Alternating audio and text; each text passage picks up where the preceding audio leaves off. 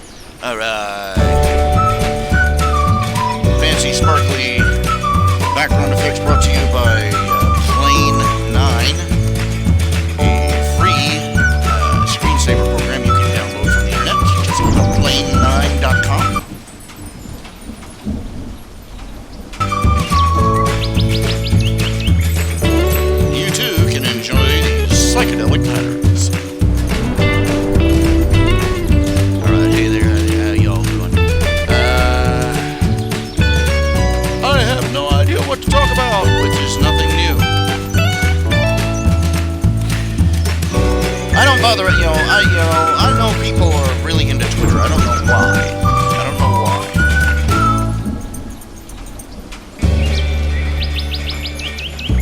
For me, it's like browsing a selection of bumper stickers, slogans, and trying to find one that makes you want to punch the author in the face.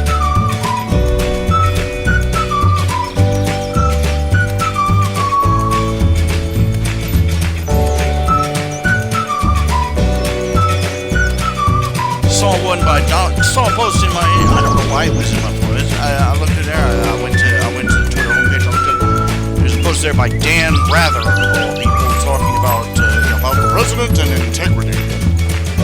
That man, Dan Rather hasn't even met integrity, okay? He doesn't even live in the same neighborhood as integrity. He's never even passed it on the streets. He's a nozzle. He was involved in one of the biggest news fraud scandals of the 21st century. And, all the king's horses and all the king's men could not cover his ass for him. So he ended up having to take an early retirement. You remember this. Basically, he faked news. He tried to take a fake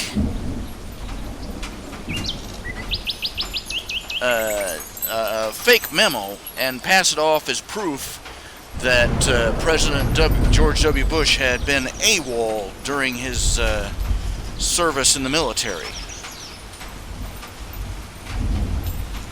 Turned out they had it on the news in the East Coast before they even aired it on the West Coast.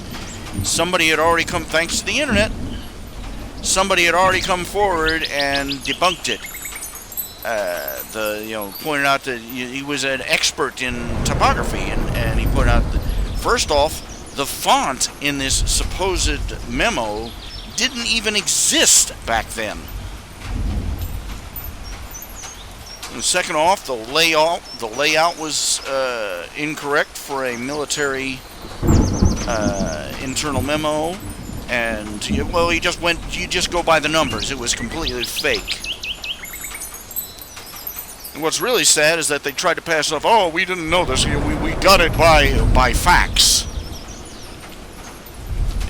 So basically admitting they had zero standards as members of the press. Zero journalistic integrity. Thank you very much. Apparently you can send them anything you want on a fax machine and they'll take it as gospel truth. And this was back during George W. Bush's presidency. So this was a while ago. And you could imagine how things have improved since then.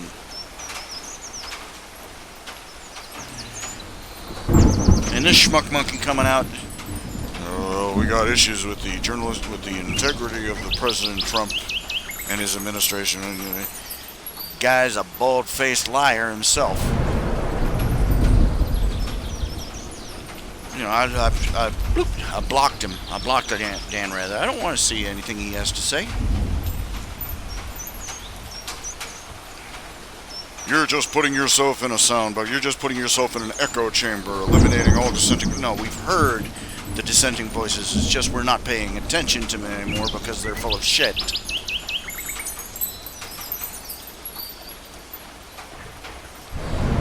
Okay, Ben, how will I deal with Worm's less heterosexual characters like Flechette? Well, for one, I'm not going to deal with it. You know, first off, it doesn't have anything to, okay. For those of you who are just tuning in, Ben Shakar just commented in the chat section, right next to the channel, and said, "Hi, Ben, how's it going?" And he's asking, I'm curious how you'll deal with Worm's less heterosexual characters like Flechette. Okay. One, I'm either not going to talk about their sexuality or I'm going to assume they're heterosexual. And I just heard social justice feminist heads explode someplace. Just on the horizon.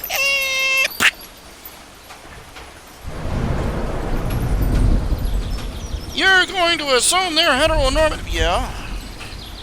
You're taking all these characters. You look. If years after the last book was written, they can come back and assume that Dumbledore was gay. I can come back and I can write a fan fiction. I can assume that any character I write up is straight. 6 or 1/2 dozen. You know, you bullshit about how this is, you know, it's all, you know, we're all equal.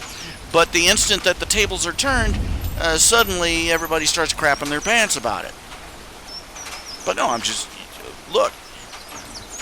First off, there are dozens of fan fictions where they've assumed one way, you know, they take straight characters or they take characters whose sexuality is not even, not even hinted at, and they assume that they're bisexual or gay or pansexual or cross-dressers or God only knows what all else. If they can do that, then I can assume that the characters I'm writing about are straight. Alternative interpretation, right? You know.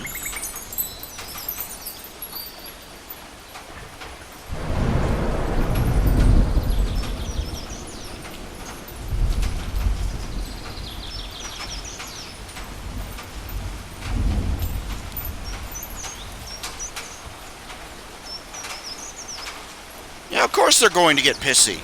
Of course they're going to get pissy. The gay advocacy column are just going to get all pissy because if I write Flechette as a character who doesn't automatically start humping another female character's leg, they're all going to get pissy. Why? Because look, first they demand tolerance. Then they demand acceptance. Then they demand it be mandatory.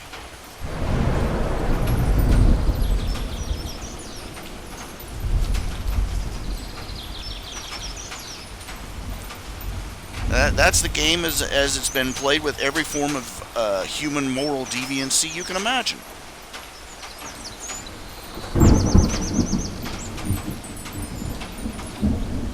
And no matter how much you give them, they're always oppressed.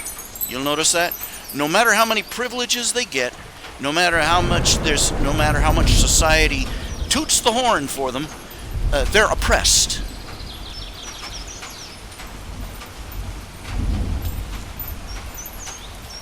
Even as they're out vandalizing churches and burning, burning gay triangles in the yard, basically. They're the oppressed ones. Even though they're out there trying to ruin somebody who decides they don't want to participate in their gay wedding, the whole attitude is bake us a cake or else, bitch. So, let them piss. Puppies piddle. That's what they do. The only difference between a leftist and a puppy is that a puppy eventually stops whining and piddling all over everything.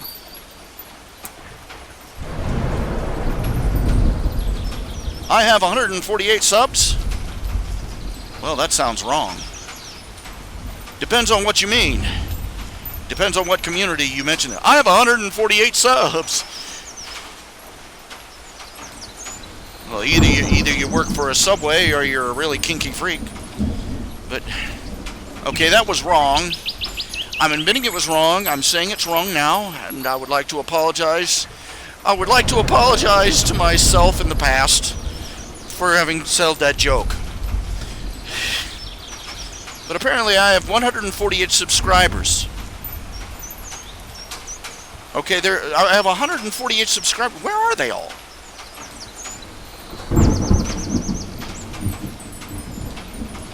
That's the thing of it. I have 148 subscribers on this channel. If I could get, I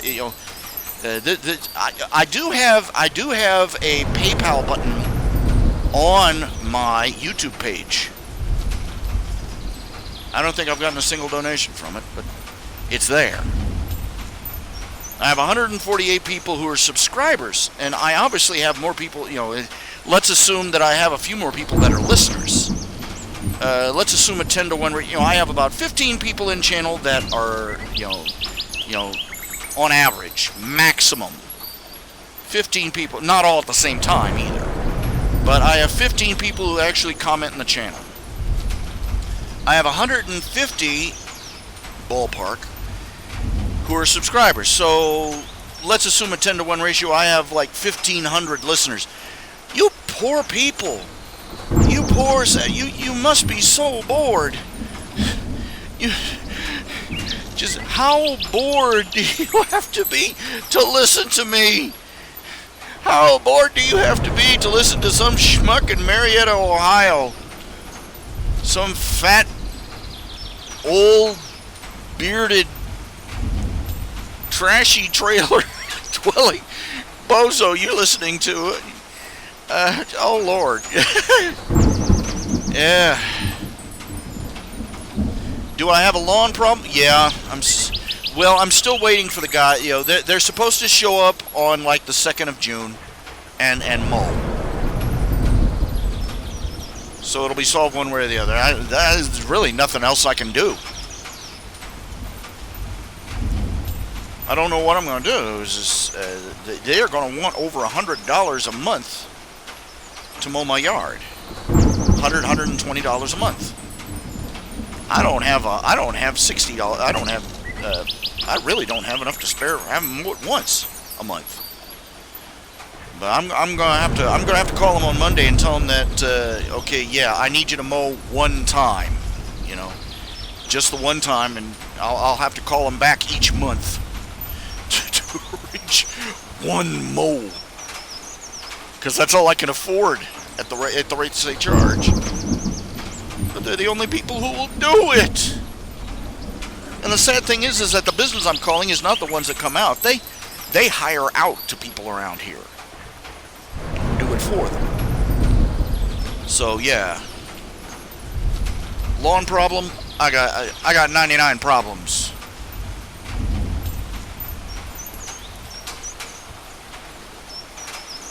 As the saying goes.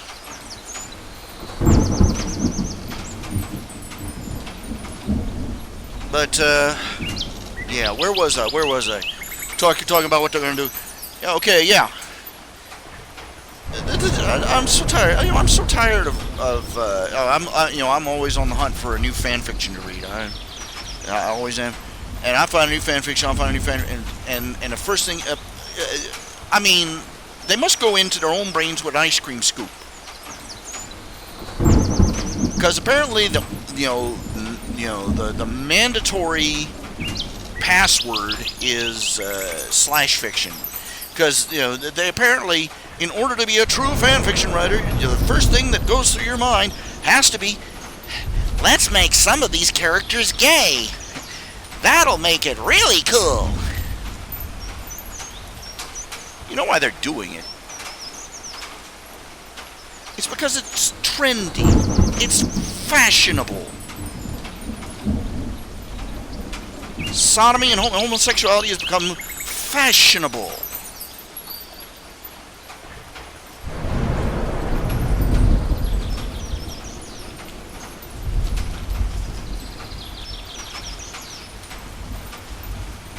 And they think that if they don't burn a pinch of incense to it, if they don't show, wave the flag, wave the rainbow-colored flag for it in some way, then the boogeymen of the mass media will come and gobble them up.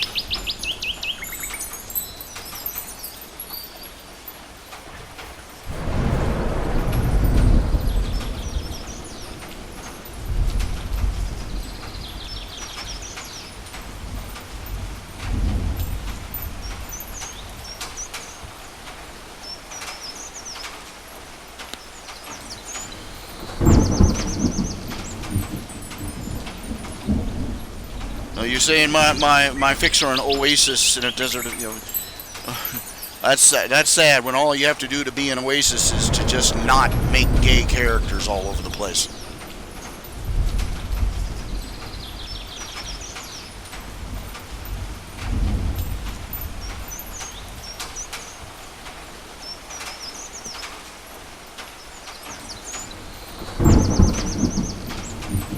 You realize somebody is recording everything that you type and that I say, and getting to getting ready to register us with the wrong feet police.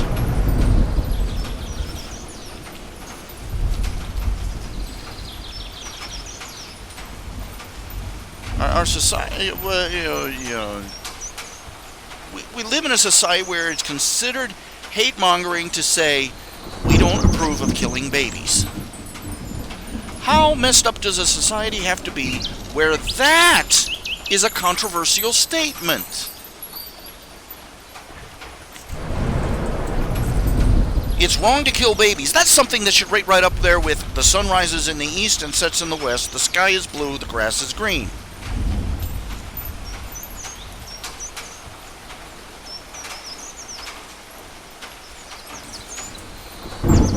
I had some schmucktard talking about, Alabama is passing a law that makes it, it basically makes it a felony to kill an unborn child. And the usual suspects are all screaming at the top of their shrill little lungs. Some schmuck was writing about, oh yeah, they're the first state to outlaw, they're outlawing abortion, and they're like 500th in rating in education. Oh yeah, they really care about children.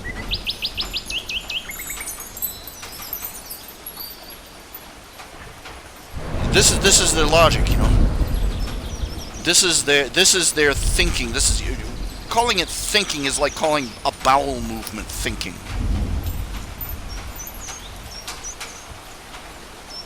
If I don't let you kill your babies or bribe you with free stuff for the ones that you let live, I hate children.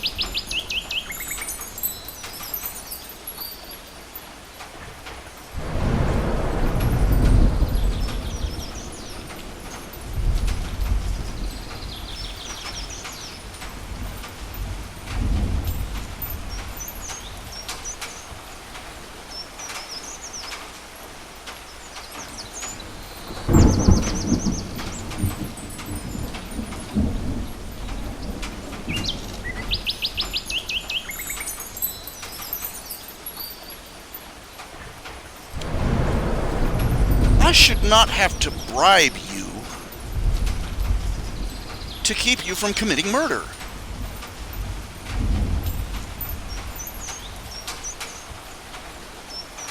That's like the bottom line. That's the bottom rung Don't kill people. It's the bottom rung of morality. Don't kill people, especially children. I'm sorry this is such a difficult concept for you, Poindexters.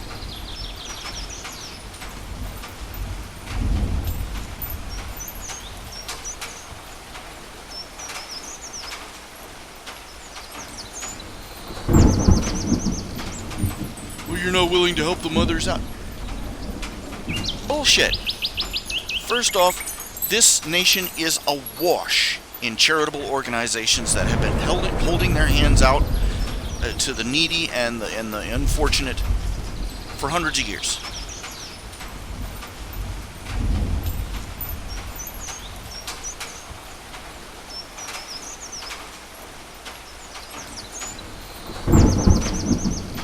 Charity is when you help somebody with your own money, not when you use the government to steal from somebody else so you can make, extra freebies to give out.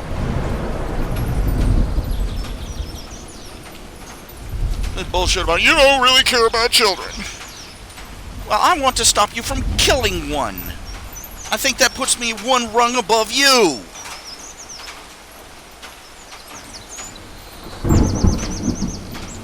There have been adoption agencies open since the dawn of time.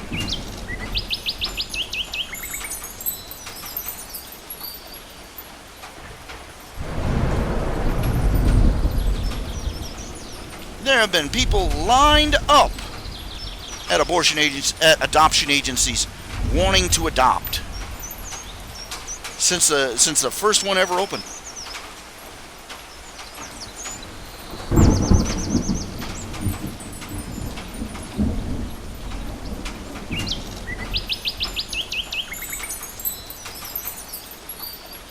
And common sense. Just don't get impregnated by random men.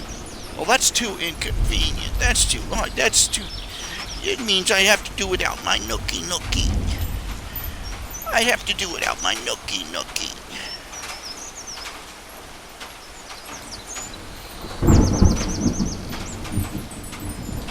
This is one of the things. I'm surprised it didn't generate more flack. One of the things I pointed out in the story. Actually, I lifted this from another writer. He pointed out that he pointed out one of the things that nobody had considered is that, especially in the original fan fiction, Worm, you've got these monsters roaming, especially one that's roaming around in the oceans. It's causing tidal waves and attacking ships, and basically shipping has gone to hell. There's no international trade shipping. They still have airplanes, but the airplanes really can't haul all that cargo. We still depend on cargo ships for everything. And he pointed out that among other things, it would mean super tankers would be a thing of the past, which would cause an oil crisis. And he went into great lengths about it in his own writing, and I cribbed a little bit from him, pointing out that with international trade badly damaged by the end bringers, you'd see certain things. Most people don't consider these things when they write about economic crises or futures, doomsday scenarios, that kind of thing. Is that one of the things that would almost disappear is chocolate, for example. See, chocolate doesn't grow in America too well. It has to be shipped internationally. Cocoa beans have to be shipped internationally. So the price of chocolate in any form would go through the roof. Same situation with coffee. Same situation with most spices. You take a look at your spice rack. Outside of salt, most of those spices only grow during certain seasons and in certain climates. most of the spices you take for granted on your spice rack would be worth their weight in gold if international shipping went toes up. Another thing, like I pointed out, there would be an oil shortage. The country, you have these endbringers roaming around. It's canonical in the original story that one of the endbringers wrecked several of the oil fields of Saudi Arabia. And then you have the problem that like I said, super tankers are not going to be a thing anymore because of Leviathan, the endbringer that roams the oceans in this story. So not only are you going to have fuel prices go through the roof, everything that is transported by truck, by plane, by train, that's going to boost the price too, because the price of fuel is going to go through the roof. And secondly, byproducts, like for instance many medical products and a great number of plastics, elastics, rubber, latex. Basically speaking, one of the side effects of international shipping would be that, shall we say, casual sex would take a big hit. Because you see, among other things, things like cheap, plentiful condoms would suddenly get a lot harder to obtain and a lot more expensive. Because again, no latex, rubber, no petroleum byproducts, and certain medicines, such as the medicines. Well, basically, you'd be surprised at the number of medical products, including pills, that require chemicals obtained as byproducts of the petroleum industry.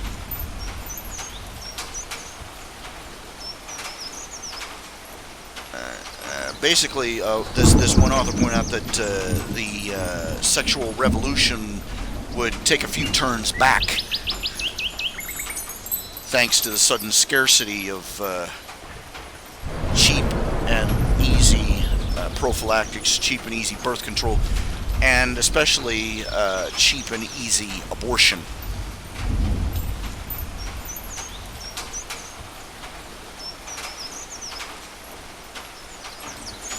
And that for their own preservation, after at least a decade or two of this, women would realize if they wanted to preserve their futures, they would have to start saying no and meaning it.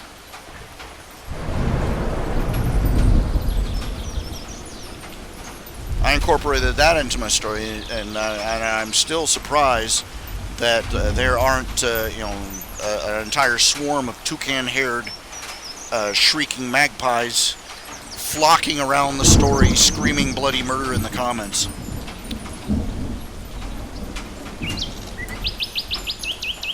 How dare you imply the world would be better if we couldn't screw our brains out?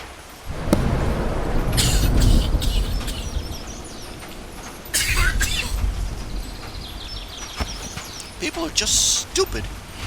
I know that it's one thing to realize that the world is full of wicked people.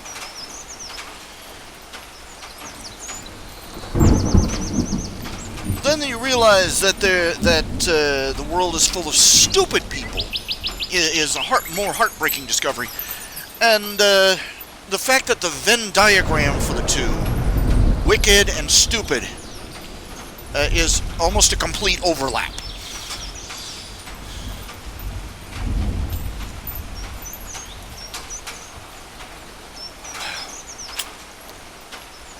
They have brains, but they can't use them. Or they refuse to use them in any way that will impede them from whatever short-term stupid goal they have.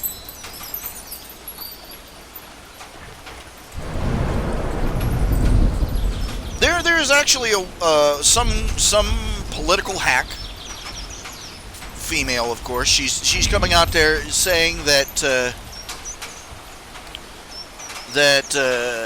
because of this law being passed against abortion in Alabama, that women should go on a sex strike against conservative men. If your man is pro-life, no nookie for him.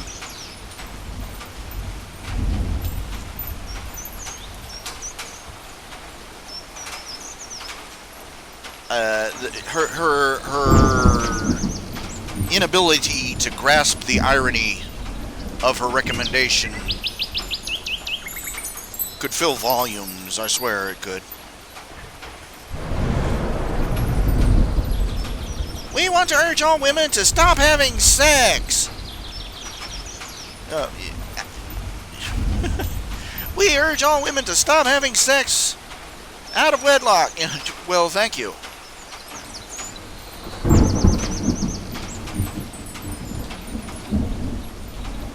Next obvious solution.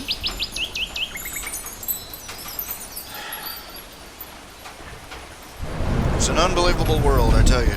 Hello, Primal Core. He is a Primal Core. As I do not know what the Primal Core... I know it's the Archangel, but I do not know what the Primal Core means. I'm assuming it is meaning something military. Pri something, military core something.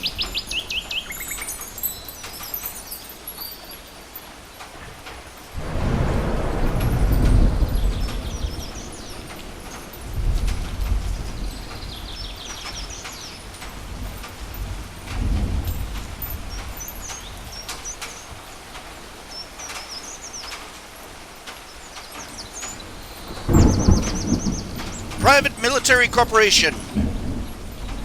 We are so enlightened. Excuse me. Looks like we're going to get a storm in a little bit. Or we're supposed to. Or it's supposed to already be raining, but it's getting a little overcast. Will it or won't it? I don't know. Okay.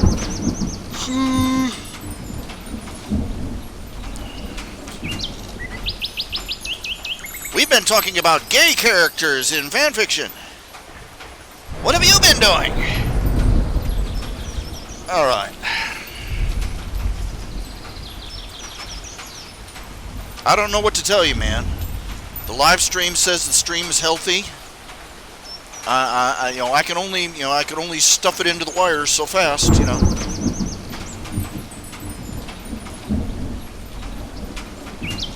It's got to be on your end, Archangel.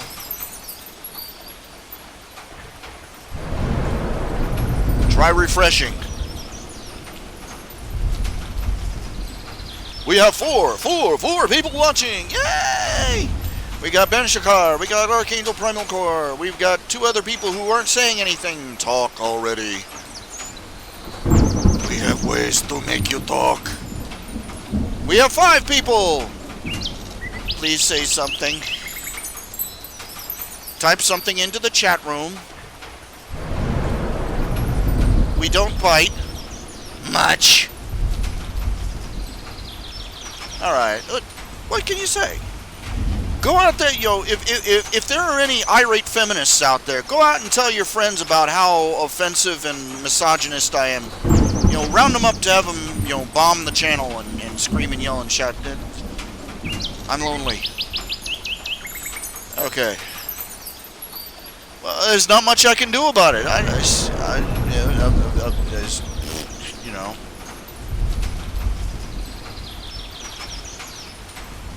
Okay, I'm gonna try. It says the stream health is good, so I don't know what to do. I do not know what to tell you.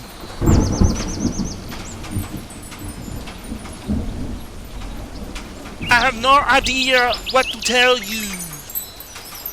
Okay, I'm gonna try stopping plane 9 for a little bit. See if that helps. Let's see if that helps.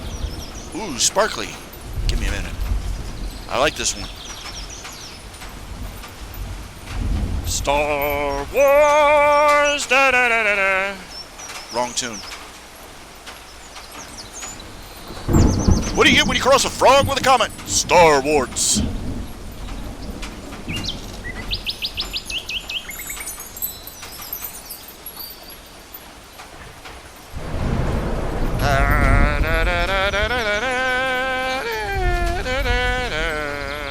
Remember me. Okay, I'm stopping. I'm stopping plane 9. Let's see if that helps with the audio. Okay, we'll give it a few seconds. That's just an animated GIF in case you were wondering. GIF or GIF, I don't care. Giffity, jiffity, jiffity, giffity. Oh, coincidentally, if any of you all are feeling charitable today, now would be a real good time to, you know, toss a buck or two into the hat. Because, I can't call my, you know, I'm poor, and I have no money. I am so sad. I am a sad monkey who is shaking the tin cup. Ook, ook, ook, ook, ook.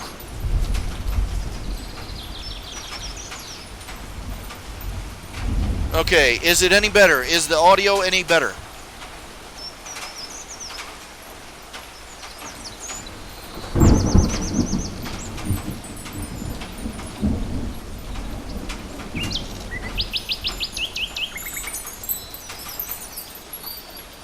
Okay, how are things? Well, as always, coincidentally, part of the reason I'm coping is in the hope that I can persuade somebody to drop a $10 bill into the hat.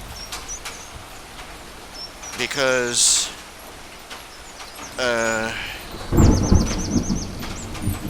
without it, I can't order my groceries. So, if you want to give more, I wouldn't say no. I'm magnanimous like that. It's always good a good advice to accept charity. Charity is wonderful. Well, you have to know charity. Yes. Nice girl.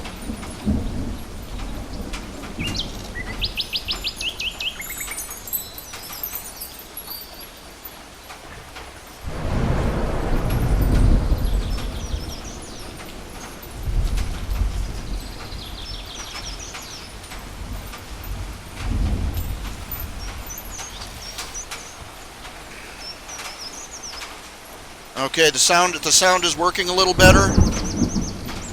I don't know. Maybe it's struggling too hard to get all that video in, and therefore I don't know. I don't know!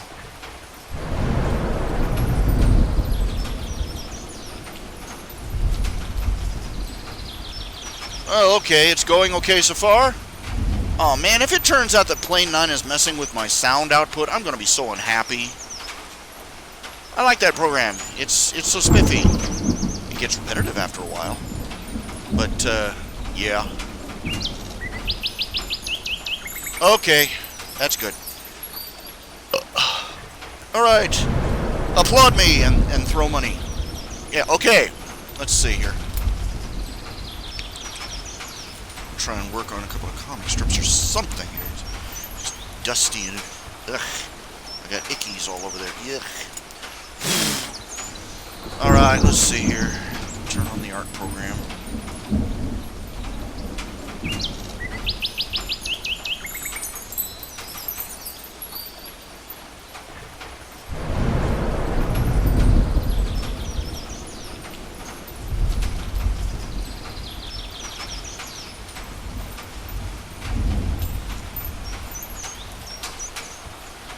Alright, yay! He's gonna draw pictures! He's gonna draw pictures! Yay! How exciting! Now, let's see here.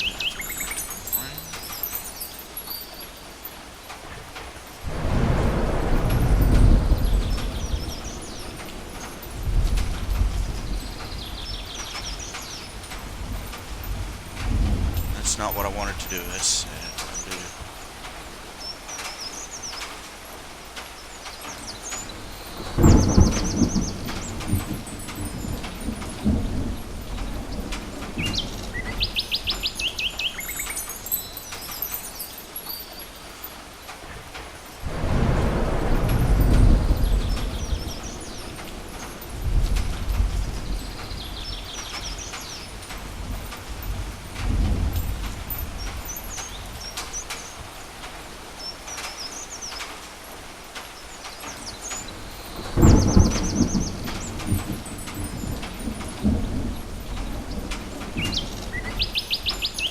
Trying to get these stupid things perfectly straight is always a pain.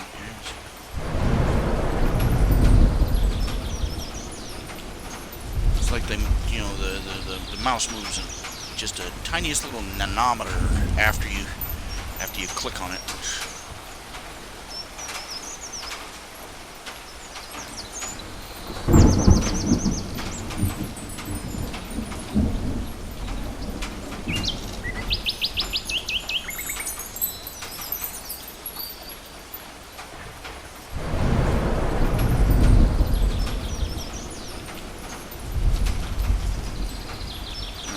Closest I'm gonna get. Alright.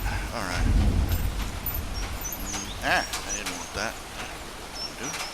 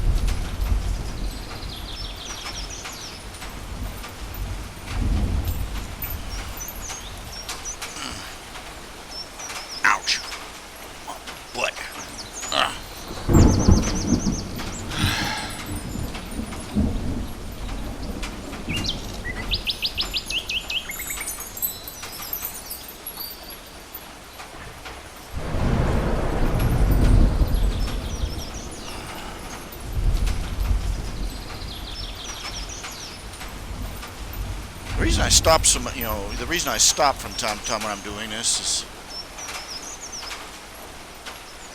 it's just like there's a point where I seem to get, just sapped of my juices,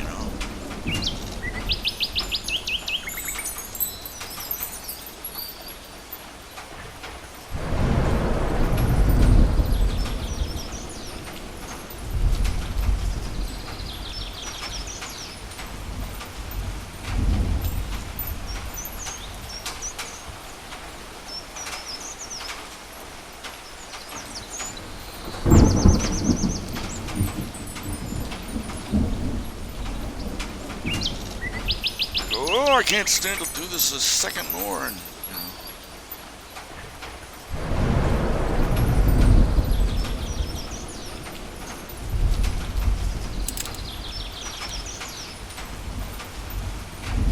let's see here.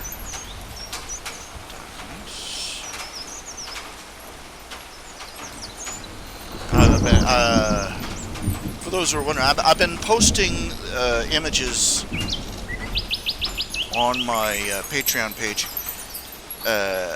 Sponsors only. They're images from the Girls of Summer DVD. The old Girls of Summer DVD. Just give people something to look at.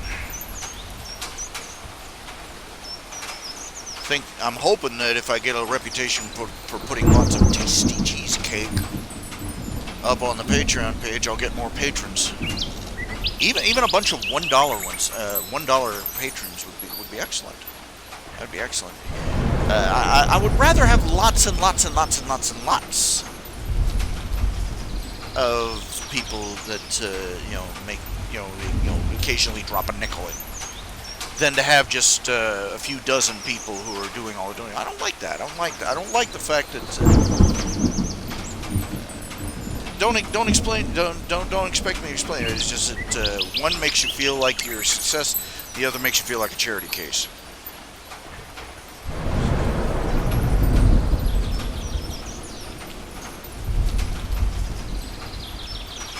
And I feel that if I have lots of people reading and writing and what all nodding,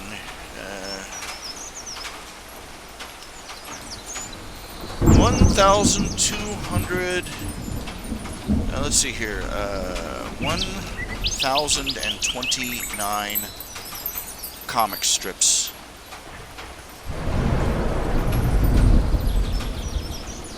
In Nip and Tuck. From start to this one I'm working on now. And that's a lot of drawing. But all things considered, over the course of, let's see, I started doing this a couple of years before 2000. So, but let's say 2000. Let's say about 20 years. 20 years. I've done 1,000 comic strips. Most comic strip artists do that many comic strips in 3 years. In less than 3. Of course, they have one comic strip, and they're syndicated, and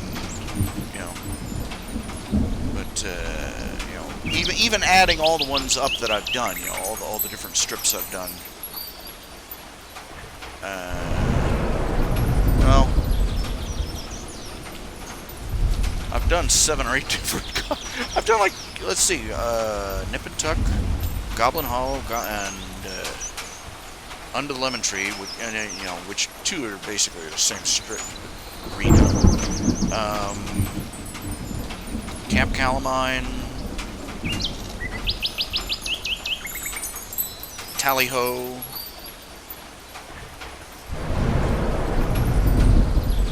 a couple little short experiments called The West Pole and Undefined, and yeah. And of course, Tales of the Questor and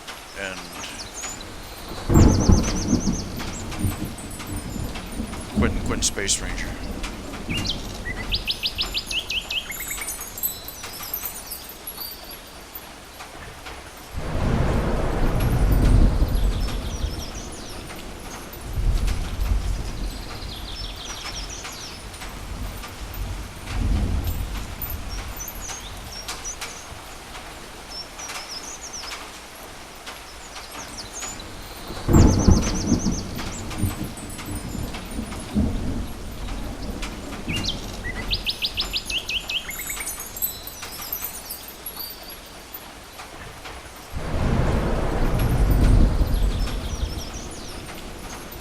So that's a lot. That's a lot of crap I've drawn over the years.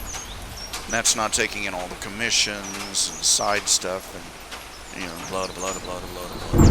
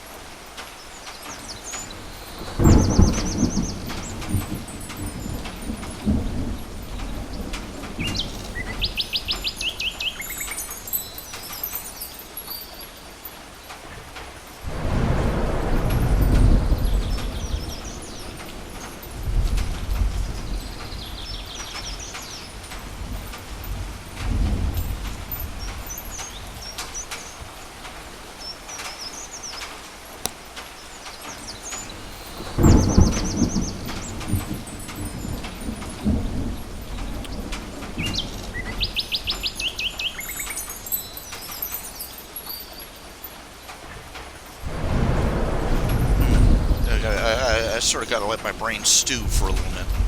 Alright, we got 5 people in the channel. We got YouTuber 1752. We've got Archangel Primal Core. We've got Ben Shakar. We've got at least one person who has not responded yet. We know you're out there. We can hear you breathing. Talk to us. Come on. Type something in the chat window. Type something in the chat window, please. I'm obsessive about this. Think about how would you feel if you walked into a room, said hello to everybody, and everybody just stood there and stared at you.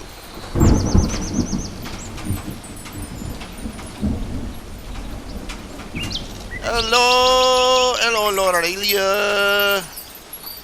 Lord Aurelia, yeah, you got a commission too, don't you? Which one was it? Which one was it? Is Lord Aurelia's? My brain is not working. Lord Hylia, I have a commission for you. That is correct. Which one is it? Which one is it? Let me see here.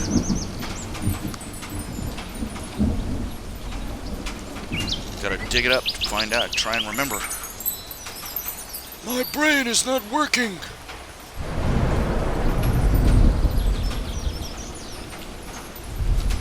The brain's is not working, senor. Up software commissions, here we go. Scory, Media Dragon, commission, Kruger, Hylia. Oh no, wait, I think I already got yours.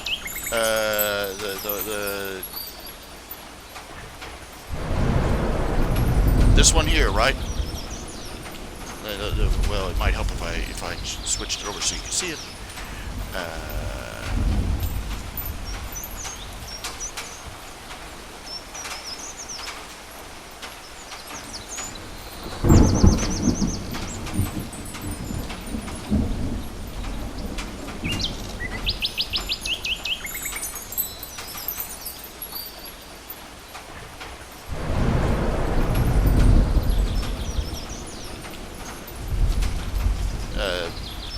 Oh yeah, I haven't seen this. Okay, okay, we're looking at it right now. Was there anything else you wanted changed about it?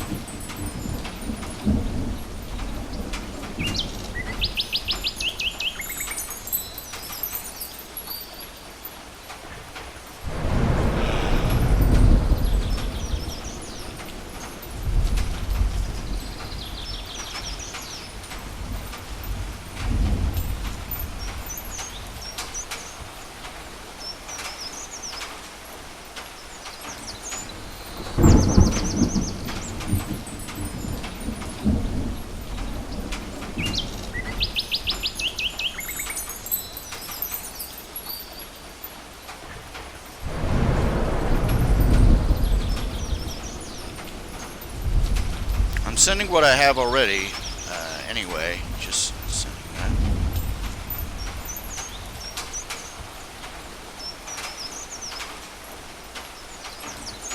Okay, I've sent it. It is sent, sending, sent, sented. It's... right. Okay. Okay.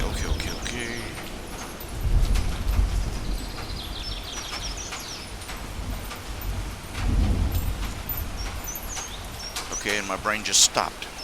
Just stopped, cold, dead, flat, bang, thud. Come on.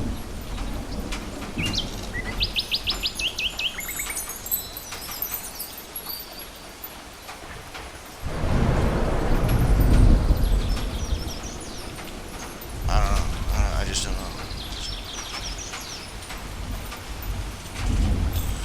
Spot a heat rash on one leg. It's really irritating.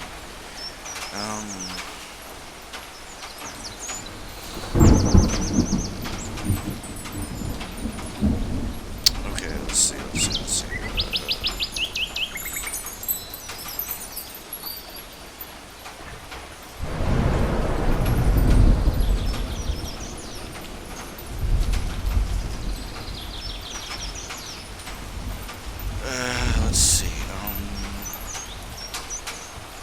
Okay. I'm thinking, but nothing's happening. Okay.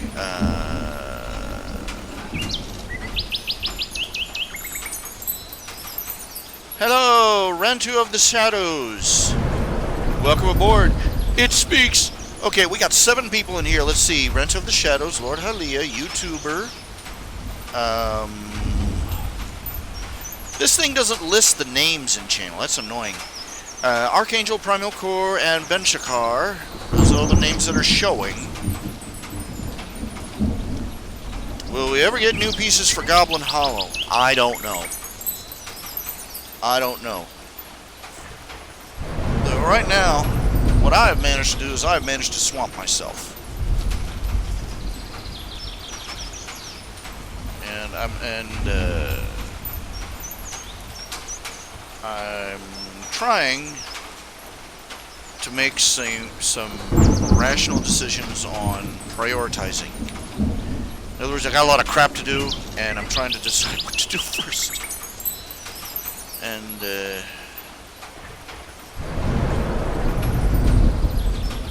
problem is all the stuff I gotta do. Let's see here. Put that strip away. Let's see. Let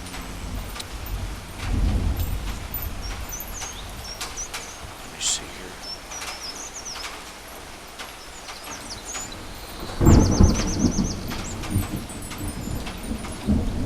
Okay, Lord Hallie, I'm assuming you are also Kruger. Is that correct?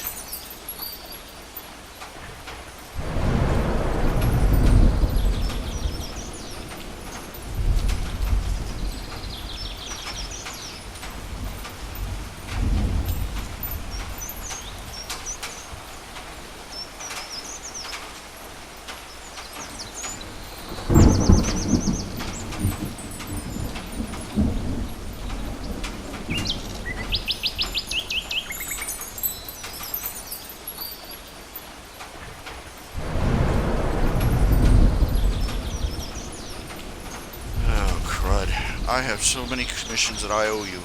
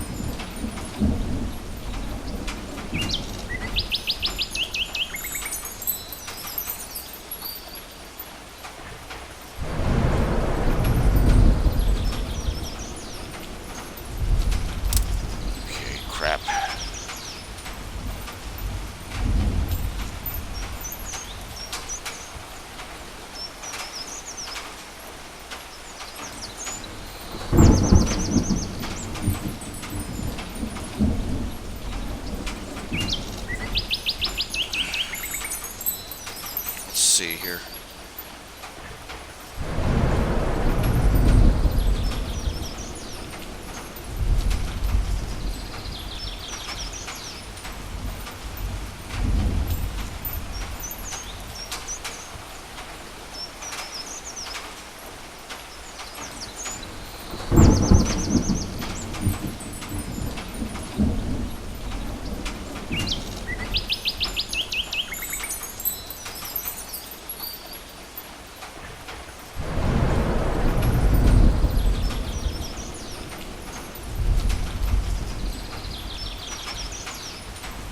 This is what happens. I grossly overestimated my capabilities. So, let's see here.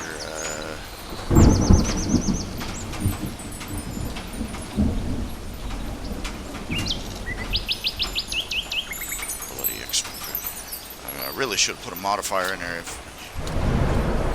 price modifier for vehicles.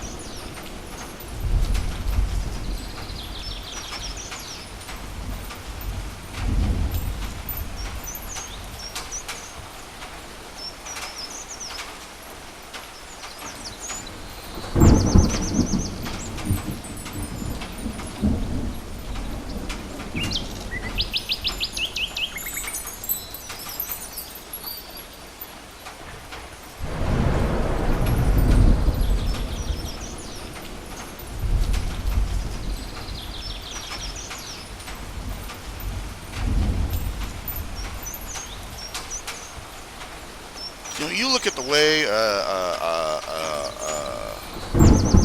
an X-Wing fighter is designed, you're basically looking at a suicide machine.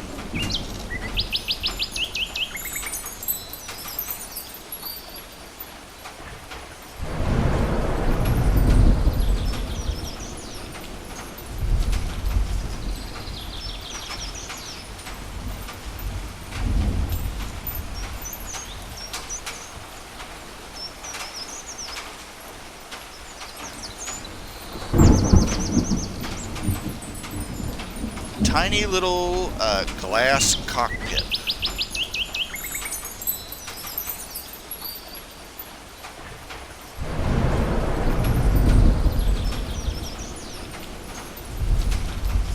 No rear view.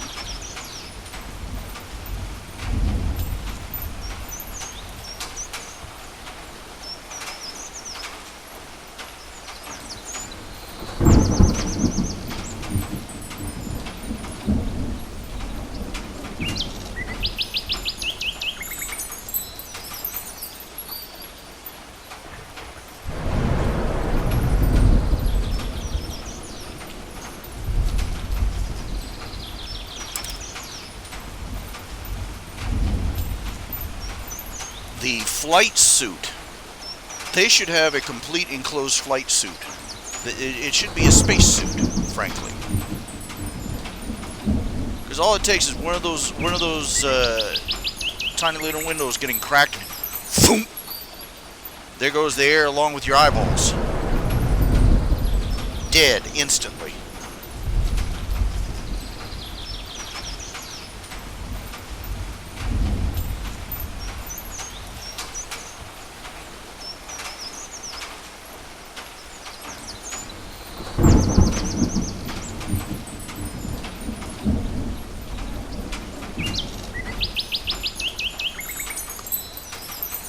This is just a quick sketch up so that I have some idea. This is just a quick, really crude quick sketch up so I have a general idea. I'm going to have to go back and get some reference pictures of an X-Wing fighter to get the shape of the windshield and everything right.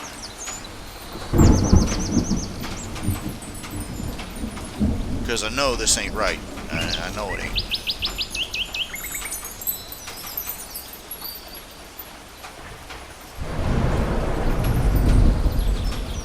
Tony Aldwin, that's a raccoon or Raconan.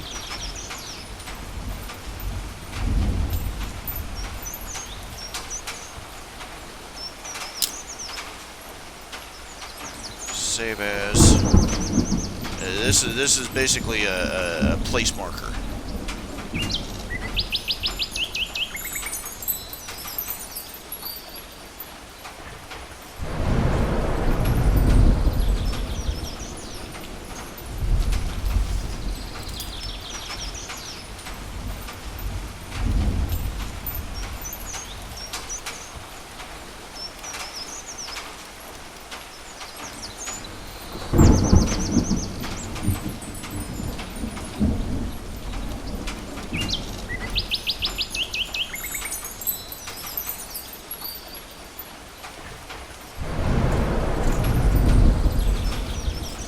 Just so I know what I'm doing.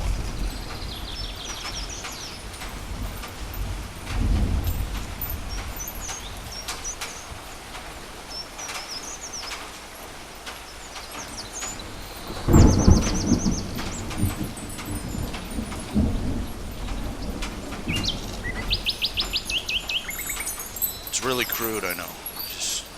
This is just this is almost a little more of a placement.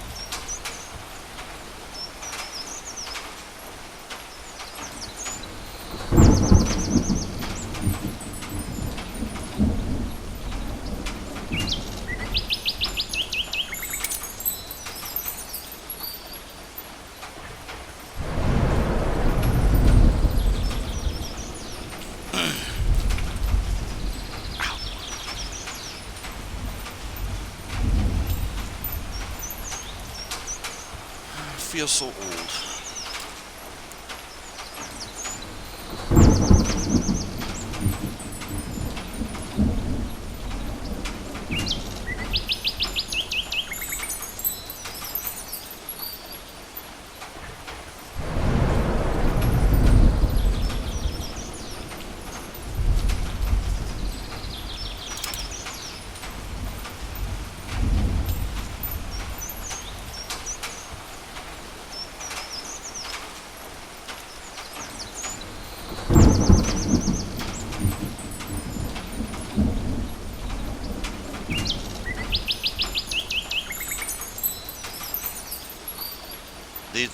I'm serious.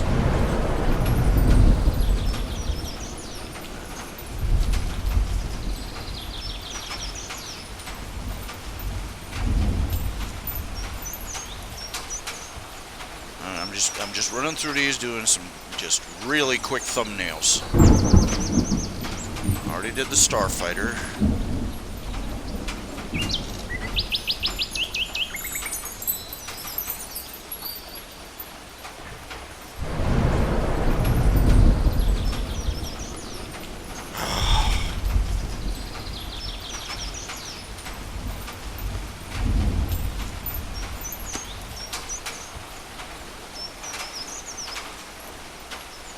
Some of these I'm not even sure where we get, but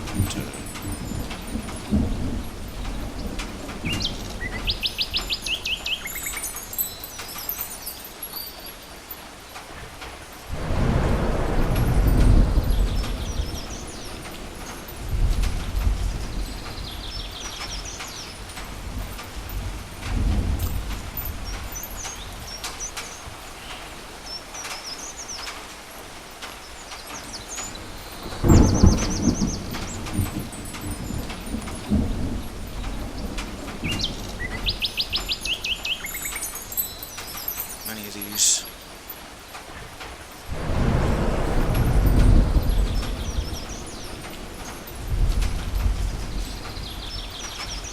Some of these descriptions are a little bit bare bones.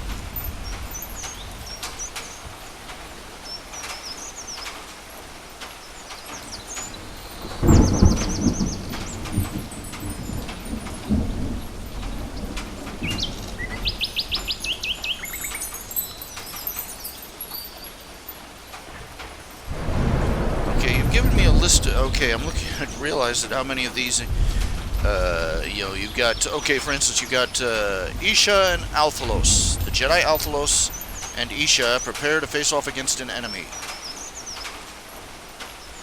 Okay, you've got Alphalos is wearing this, while Isha is wearing that. But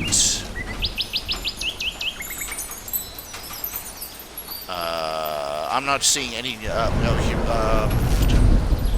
I kind of. I need descriptions of what they are, of their species, and as such.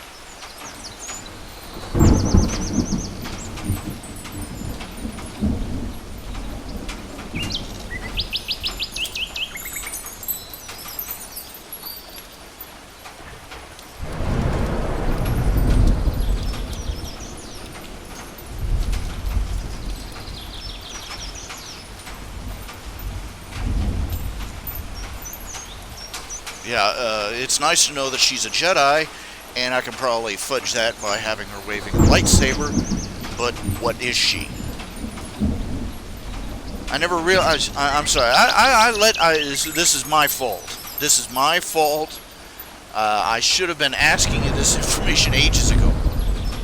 Okay, you give me a list here. A list here's names of the commissions that you have.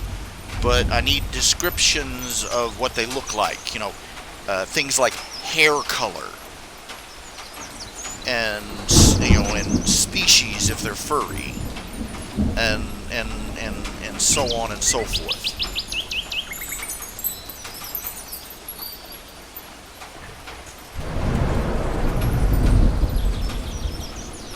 That's my fault. I didn't ask for that when I first said, and I didn't think to ask for that when I first got this information.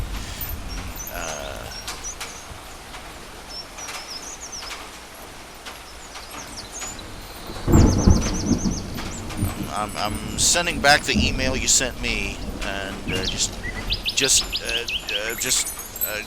species. Are they tall? Are they short? Are they blonde? Are they, that kind of thing. It's my fault for not asking for that information to start with.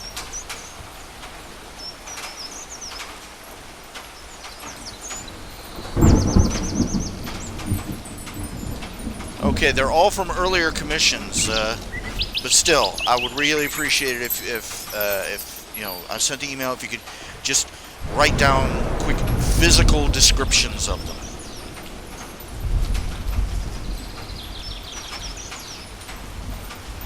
Weird random thought. Have I ever gone to an Oriental market and tried some of the unique beverages and snacks they sell? Okay, so I thought I once ordered in a box of Oriental snacks from Japan through Amazon.com, and I sampled them on the show.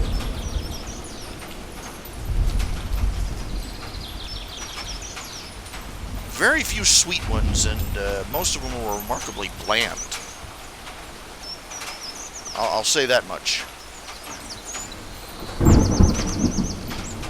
Which is strange, considering from what I've heard from people who have gone to Japan, the people of Japan have supposedly have monstrous sweet tooth, but very little of it seems to travel to other shores. I mean, you get Pocky, that's about it. Everything else, all the other snacks that I've sampled have been like rice cakes. They've generally been savory or salty, or just bland, like I said.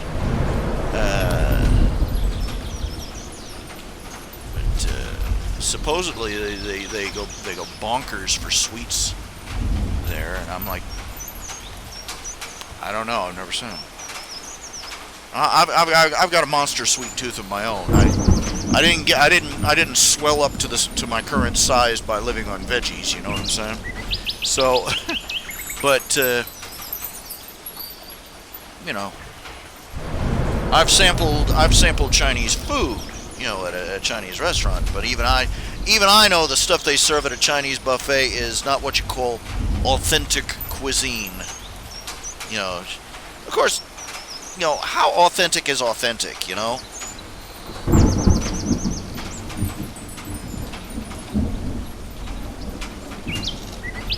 Oh, you haven't really had Chinese food until you've swum up the Chinese, a river into mainland China, climbed this mountain and eaten out of a bowl of rice in this one particular restaurant.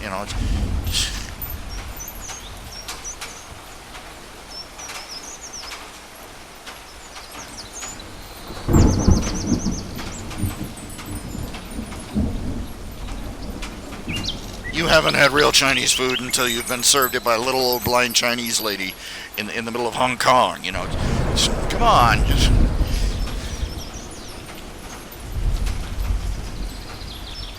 All the Chinese people working in the Chinese restaurants are going, I'll show you authentics. Yeah, I know about the Kit Kats from Japan. That they have things like green tea flavor and even wasabi. Good night.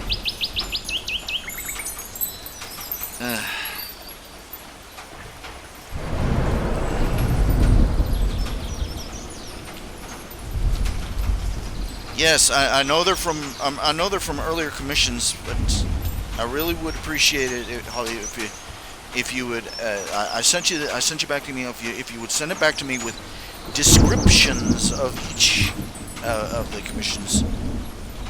Previously, I've gotten a lot of commissions over the years. I've gotten hundreds of commissions, thousands of commissions.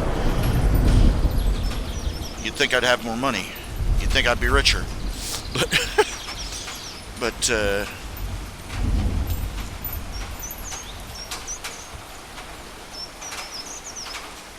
I mean, these are your I'm sure these are your favorite characters, and me. I mean, you know them heart and soul. Me, I've only had a passing acquaintance with them out of hundreds of others. So, I you know,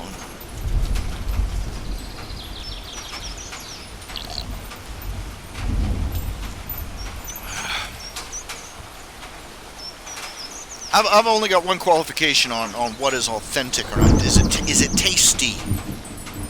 Is it tasty? Who cares if it's authentic if it tastes like crap? It's an interesting thing though that you mentioned that. A lot of the historic sites, especially we've got a couple of historical sites over here in the States. And they've been having a kind of a conundrum because these are like buildings that date back, back to the Civil War or all the way back to the American Revolution, and they try and keep it authentic. They even try and plant the same kinds of flowers in the flower beds that the homeowners used to plant back in those days. The thing of it is that the variety of flowers has changed. For instance, I forget the name of the flower in particular, but one breed of flower, the kind of flower they grew back then, the blossom was very small and very dull, and there are hybrids and there are breeds of that flower today that go by the same name and are from the same genus and everything, but the blooms are comparatively huge and absolutely, brilliantly, vividly colored. But they didn't exist back in those days. And there is a big to-do going on. People are arguing whether they should plant the dull, unattractive, authentic flowers or the prettier ones that they have today.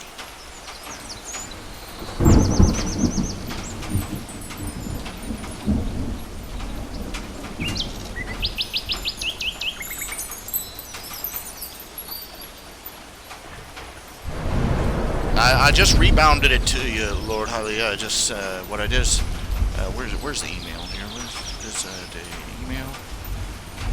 Is listed under label Commissions Kruger from lightninglymad@gmail.com. Jonathan Kruger. Oh, I really shouldn't have done that, should I? I shouldn't have announced. Oh, crap. I'm sorry. I did not think that through. I just gave out your email over the internet. Of course, that's like, worrying about that now, I suppose, is like closing the barn door, but... Oh, yeah. In fact, from what I've read, there is no such thing as a natural lemon.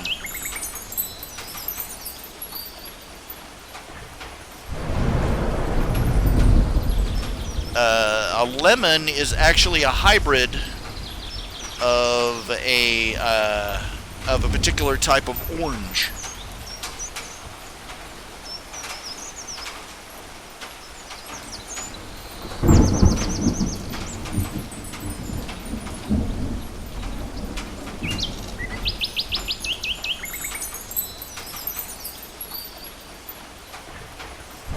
I would like some lemonade. I have tons of Kool-Aid packets, but I have no sugar. I'm out of sugar.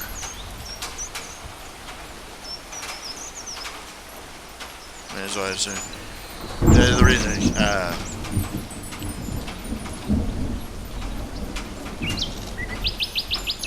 lime and citron. That's right. Citron and something called a bitter orange or a sour orange. Something like that.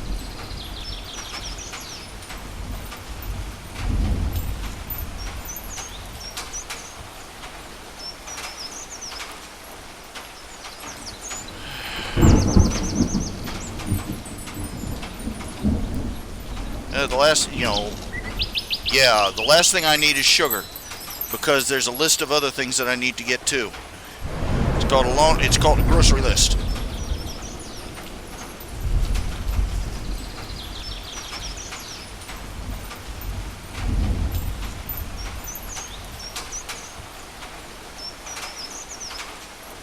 Last thing I need is sugar because it's the last thing on the list of ingredients.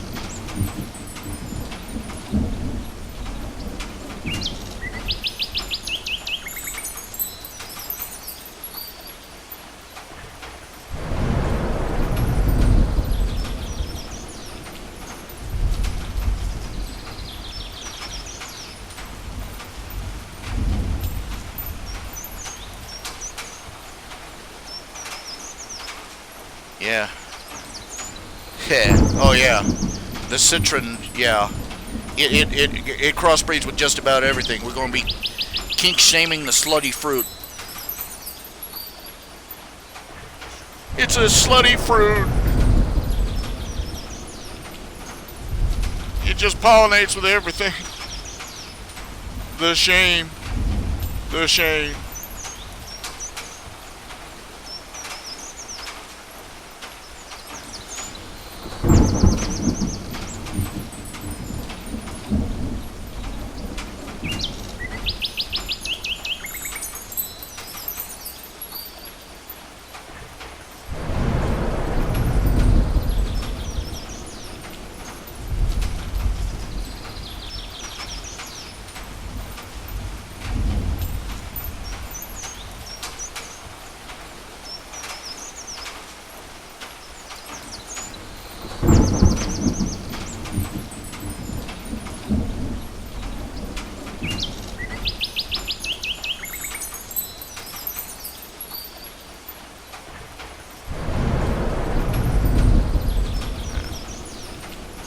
Kink shame the fruit.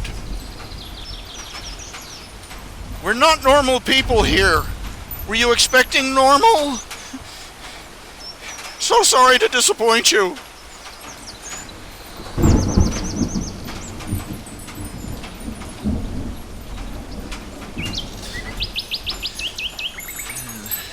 I'm running the show on a Sunday night because this is, as always, this is the keep the artist from ceasing to exist. It help prevent critical artist failure. Make a contribution to your local artist, or cartoonist, or writer, or illustrator.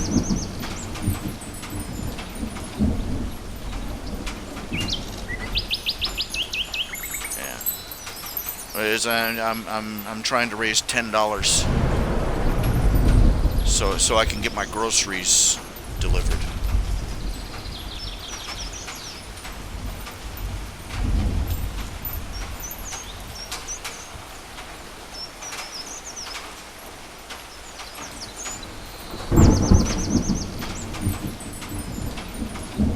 Anyway, I was thinking there for a minute, and it just escaped. Just the thought said, hello, goodbye, and out the window.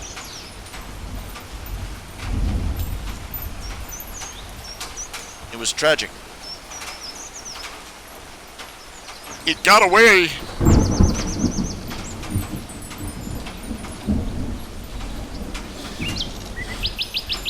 I shouldn't let my mind wander. It's too little to be out on its own.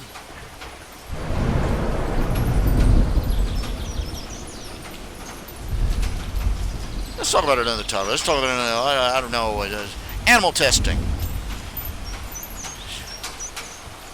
Don't ask me why I thought of that just now. Animal testing.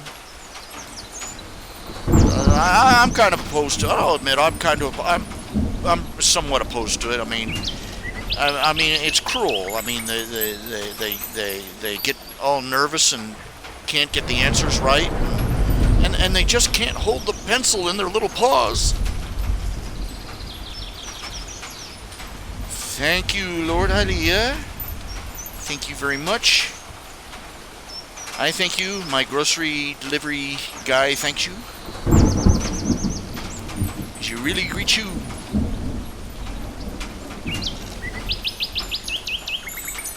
Seriously though, I do have to object to animal testing for trivial purposes.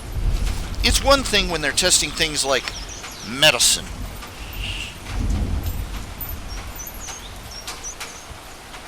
Or products that, the important products that are necessary for people. But when they're testing like makeup, mascara, hairspray,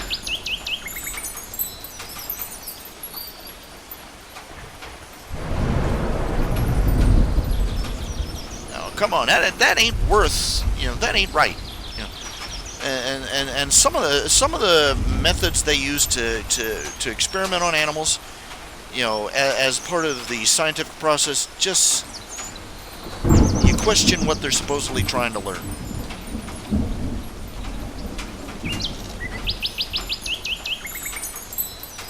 One of the experiments they did to animals, they take a dog, they stick wires in the dog's brain, and then they strap the dogs.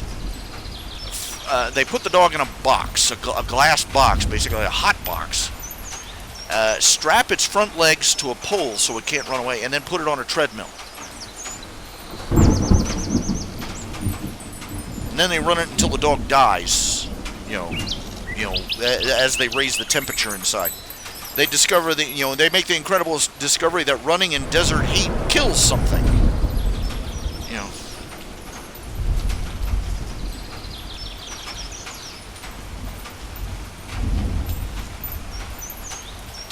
It's one thing to conduct experiments for important questions. It's another for trivial, idiotic questions. I wonder what happens if we take an animal, put it in a box, and make it run until it, run until it dies. Well, the usual result is death.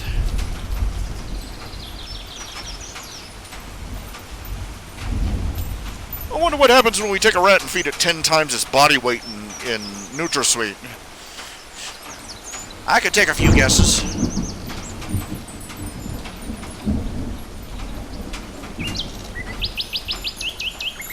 Oh, yeah. Oh, Adam Ruins Everything did a section about animal testing not really working for medicine. Well, let's be fair. Much of medical progress was made with animal testing. It's got its limitations. But I'd hate to be the guy that designed a medicine, didn't test it on animals, and then released it on the public, only to have it kill people.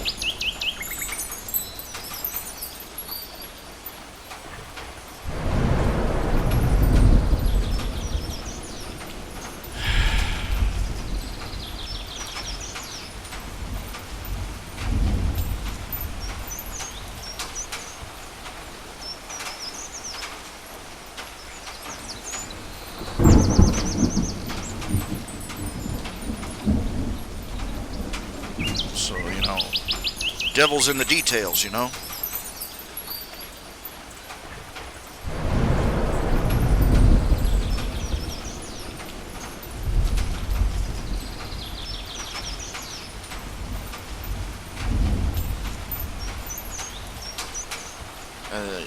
It's a moral precedent that as human beings,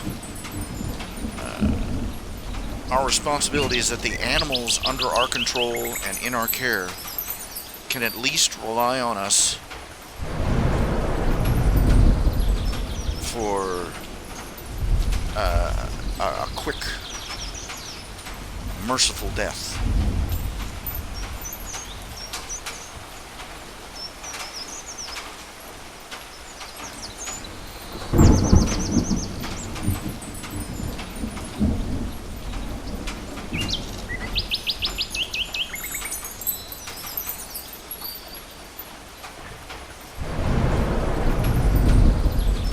That's the deal with domestication.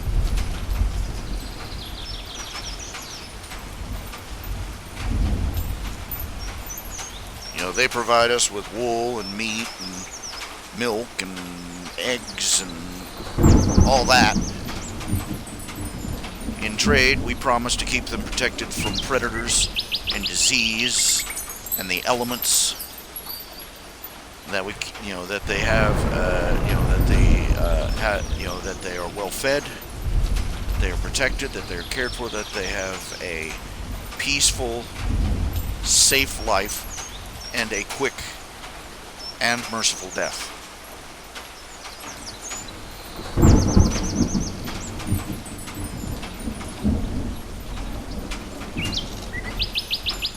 I don't think that's too much to ask of the caretakers of the earth. Do you?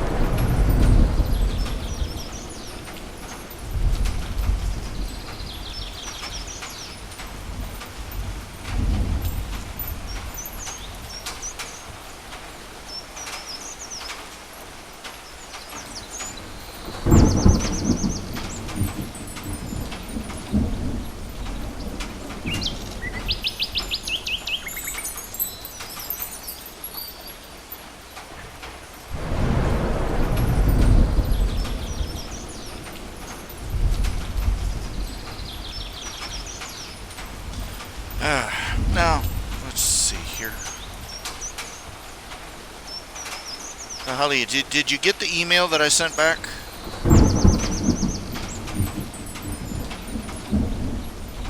I'm hoping as I'm not, I'm, it's my fault that I didn't, specify the information I need. I have a lot of people that send me, like, I said, okay, I've got payment for your commission, and I need a description of your character, and they start describing, like, their lifestyle and their intimate relation, and he likes to play pogo, and he likes to play polo in the evenings, and yeah, that's nice, but what does that have to do with what species he is?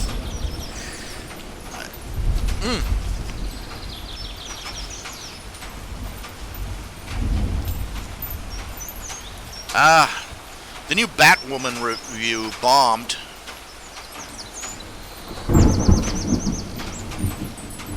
Not surprising. Batwoman is supposed to be the lesbian answer to Batman.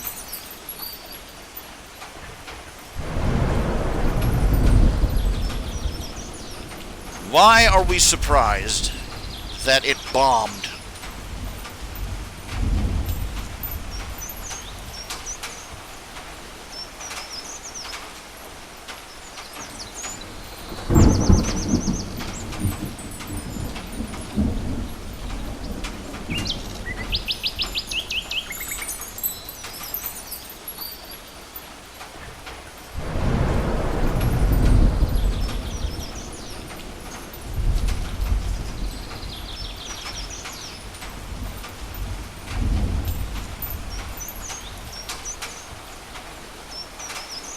They never give up. They never quit. Of course, this is nothing that we weren't told in Sunday school, you know what I'm saying?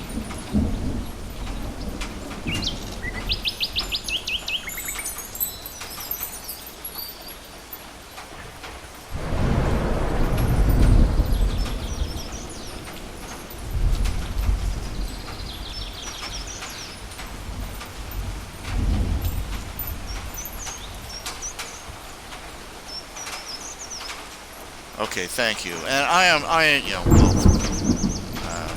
thank you for your patience. Thank you for sending me the information.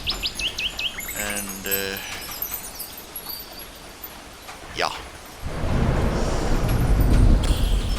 Boy. Now, grew a lamb in a bag.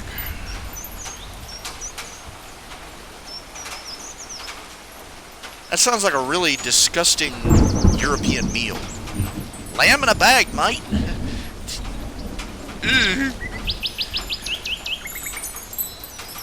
Bag of lamb.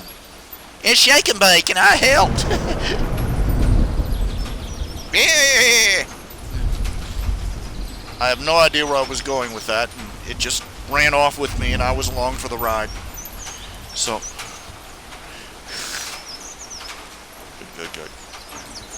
Good. We've got 7 people in channel. I'm so excited we might even break double digits today. Okay, I'm gonna try and turn plane 9 back on. Tell me if the audio goes bonkers.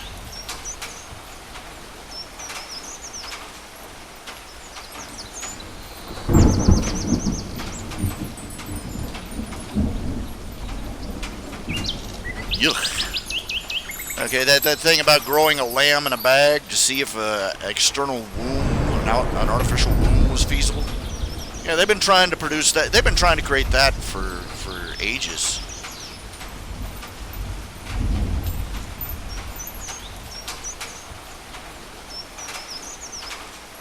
Say hello to all sorts of new medical ethics questions.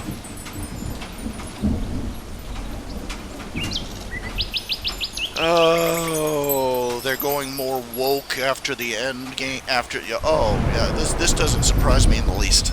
Look.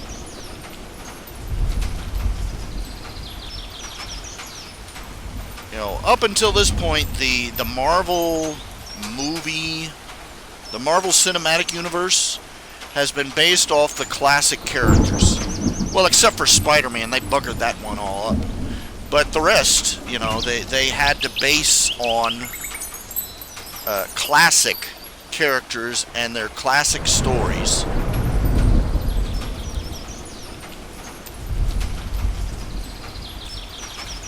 Yeah, but now that they've gotten all the, you know, the backlog, if you will, done, they're going to go off the rails. Of course not. They can't learn. If they were capable of learning, they wouldn't be movie producers.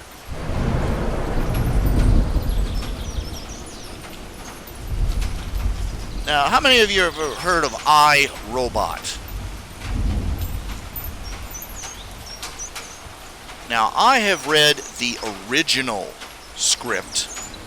The original script that was meant for iRobot.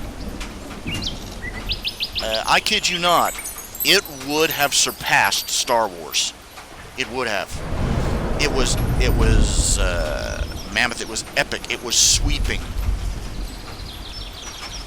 It was huge, and it was deep and thoughtful in a way that Star Wars never even approached.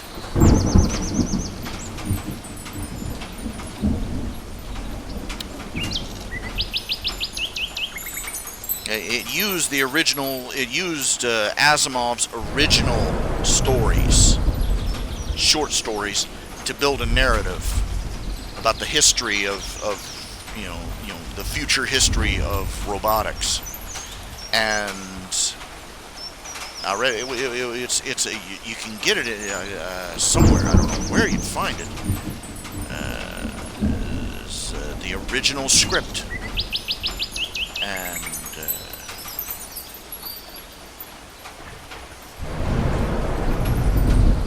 But the killer is that the executives got a hold of it, and I think the final killing joke was the guy that was writing it. He had been frustrated. They'd been jerking him around, bouncing him from director to director and producer to producer. They all wanted him to produce. They all wanted him to turn it into Star Wars and make cute little R2-D2 robots. And the guy that wrote it said it had nothing to do with the theme that Asimov came up with. This was not Star Wars.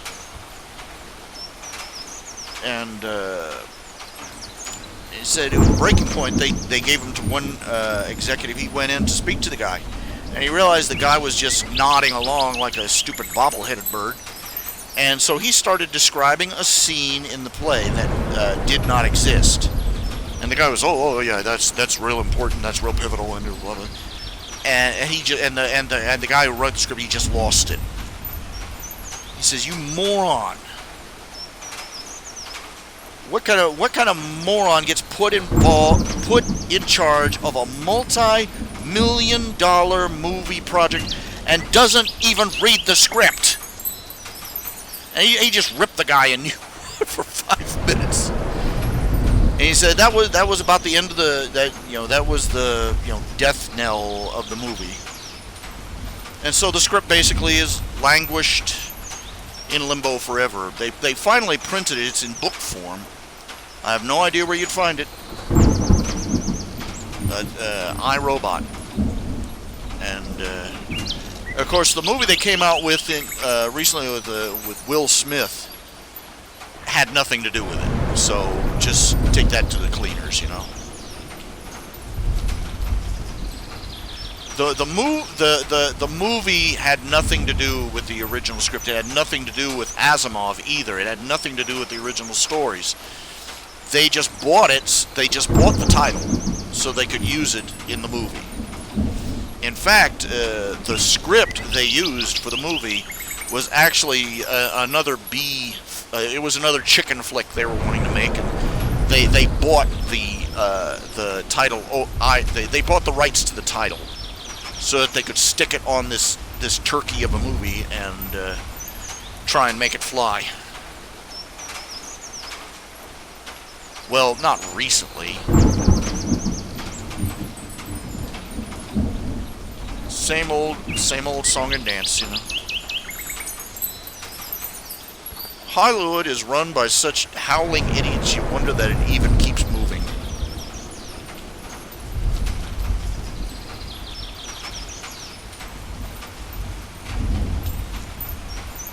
I think the only thing that keeps Hollywood alive is the fact that it has basically no real competition.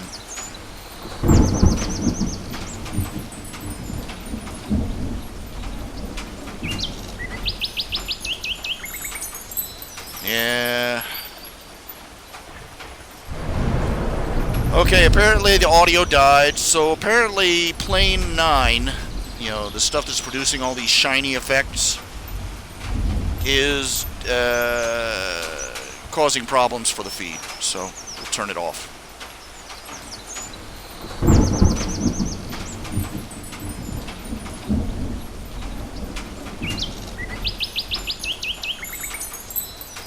Oh yeah, I like the original. I like the Nick Fury from the Marvel movies too. He's well acted, but the original Nick Fury was white. And I submit to you, consider the DC products that are coming out in Netflix. Supergirl, a black Jimmy Olsen. The new Spider-Man movies. I'm sorry. Peter Parker did not go to some high pinnacle school. What do they call them? He didn't go to some flagship, uber nerd school. The bully that picked on him, Flash Thompson, was not Hindu, and he was not a member of the Mensa Club. Come on. And MJ, Mary Jane, was a redhead. I'm so sick of it. What they did is that they took the new Spider-Man they're pushing on everybody, the black kid, and they spliced half of his story into Peter Parker's story, and kludged that up on the screen. I'm not saying that the Spider-Man movies were bad. I'm not saying that this Spider-Man Homecoming was a bad movie. I just think it's appalling what they did to a legacy character.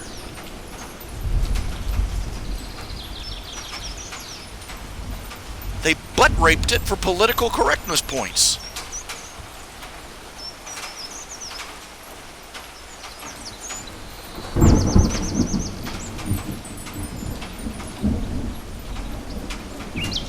Now, the first Spider-Man movies, with Tobey Maguire, very good. Especially, very good. Very, very good. Especially the second one. The second one was probably the best.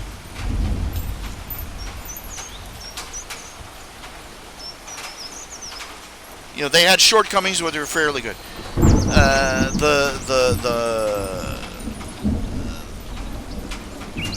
The middle batch of movies they made, the two middle movies, the ones they made after Tobey Maguire but before this new kid, terrible. Because Peter Parker was supposed to be an awkward, lonely school nerd.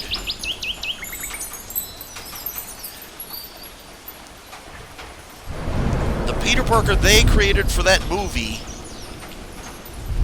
was a skateboarder who did parkour and had a douchebag hairdo and carried around a $700 cell phone. It's supposed to be Peter Parker the Amazing Spider-Man, not Peter Parkour the Amazing Spider Douche.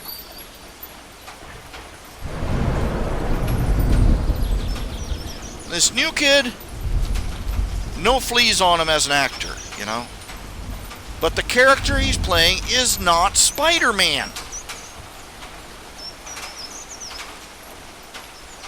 I'm sorry, they haven't had real Spider-Man since they ran that atrocity One More Day. Spider-Man married Mary Jane.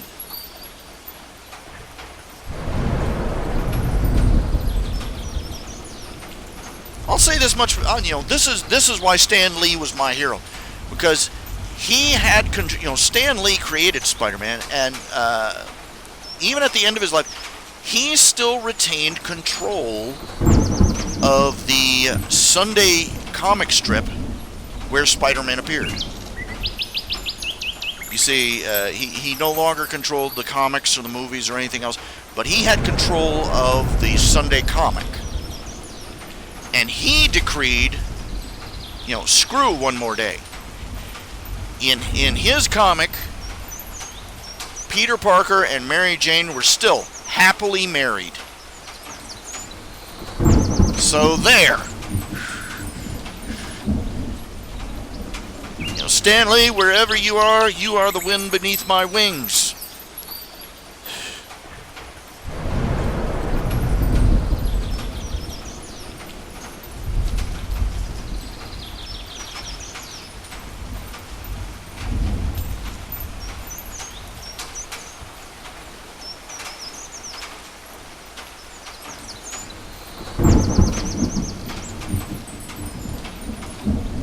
Now I got nothing against the animated one they came out with recently with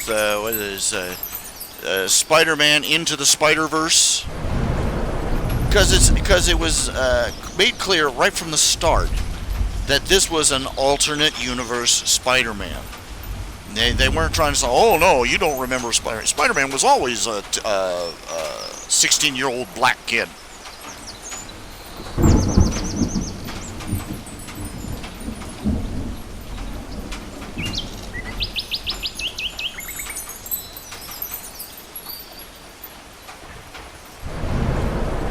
No, they went with, they admitted it was an alternate universe story, and they even had the original Peter Parker, the original Spider-Man in the story.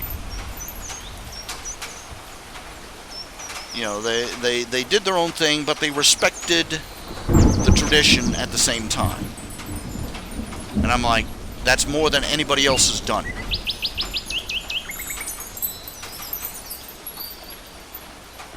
Respect your roots.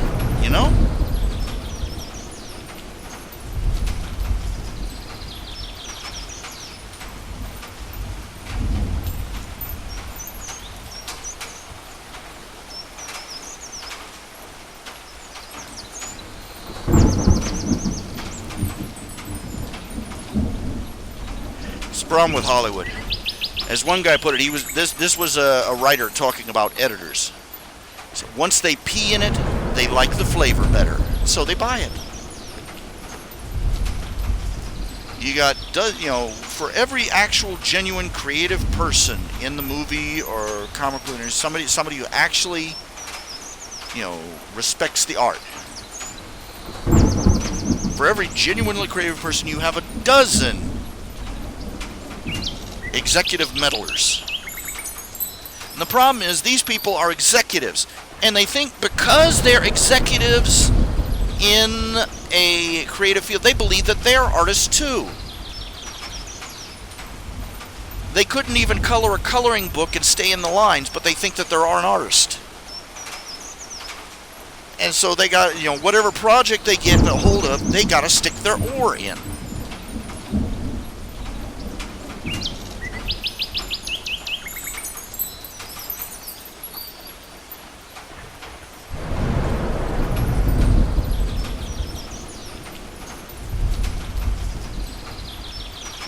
Miles Morales, in the Ultimate Spider-Man, they killed off Peter Parker and replaced him with Miles Morales. I'm like, bye-bye Marvel, bye-bye Marvel Comics. You just lost me forever. I have been a Spider-Man fan since I was a little bitty fella, little bitty boy, watching that crappy Spider-Man, reruns of that crappy 1960s Spider-Man cartoon on TV after school. Spider-Man does whatever a spider can. Hey, in the web, any size, catches thieves just like flies. Look out! Hey, here comes the Spider-Man. Yeah.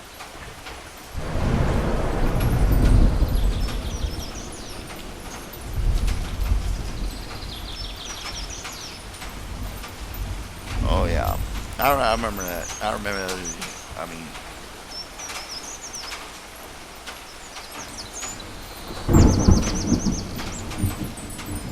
I'm a Spider-Man fan from way back.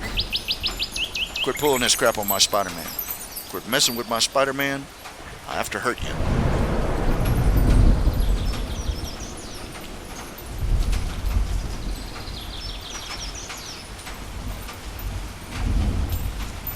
I'm sorry, I don't care. Gwen Stacy died and she should have stayed dead. Okay? That was it.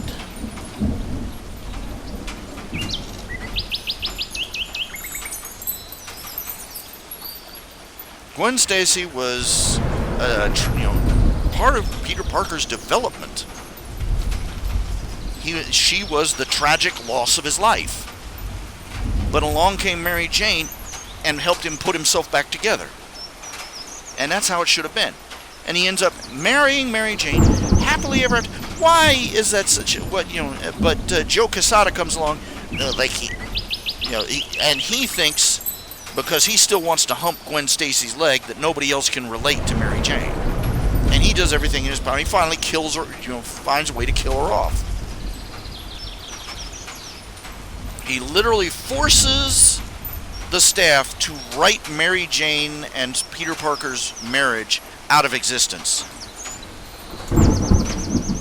Retcon it out of existence. I could have killed the man. I swear. And his attitude is that nobody can relate to a Spider-Man who's happy and married, Yeah, because he just basically declared what a low opinion he has of comic book fans. He sees them all as pre-adolescent basement dwellers. And the only, he thinks the only Spider-Man anybody can relate to is a 15-year-old Spider-Man jerking off to porn in Aunt May's basement. Seriously, he wanted to do a story about Aunt May nearly walking in on him while he was browsing internet porn. That was his idea of a really nifty story. Quesada, why won't you step in front of a truck?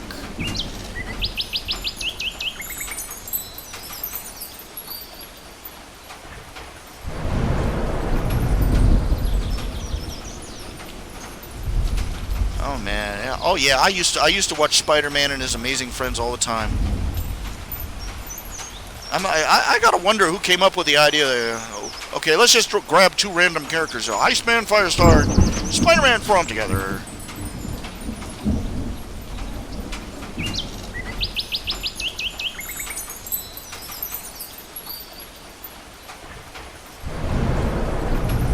he wanted to bring Gwen Stacy back too hard.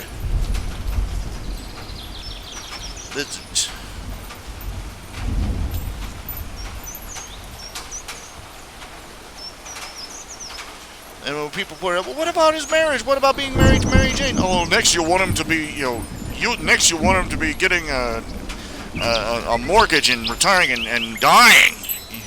Seriously, that's what he said. So basically, I would have loved to have been in the audience, stood up and said, so basically you equate marriage with death.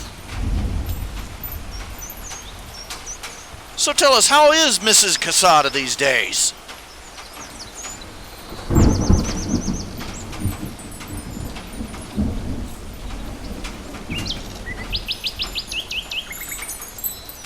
They had some interesting ideas that they were going into before they killed off Mary Jane. The idea that Spider-Man was only starting to, that Spider-Man was starting to explore deeper avenues of his powers. The idea that he had other abilities that he was just starting to learn about. The wall crawling and the super strength. That was all stuff that a teenager. The reason he'd been going on that was the stuff that a teenager could wrap his brain about. But now he was starting to get into other things like, well, anyway, it doesn't matter. They killed it all off.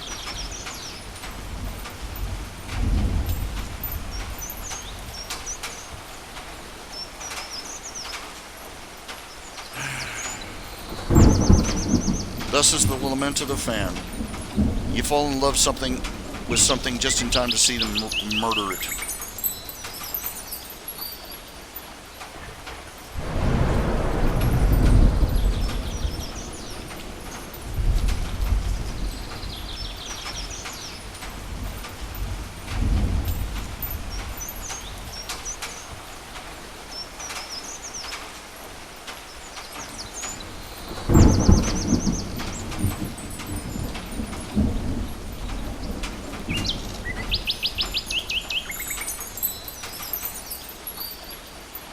I'm sorry. My Spider-Man didn't have Nick Fury or Tony Stark to hold his hand.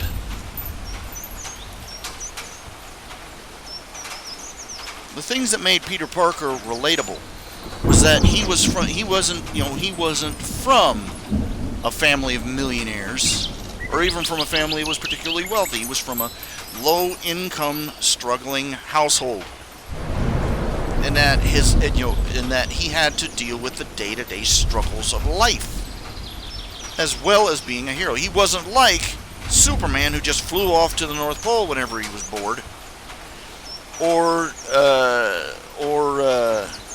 Bruce Wayne, who lived, funded, whose power is infinite money, and who lived in a mansion in between adventures.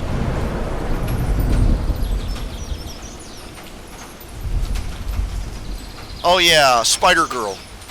For a while there they ran, it was another one of those alternate history what-if worlds. They had Spider-Girl, they had J2, who was the son of Juggernaut, and a couple others.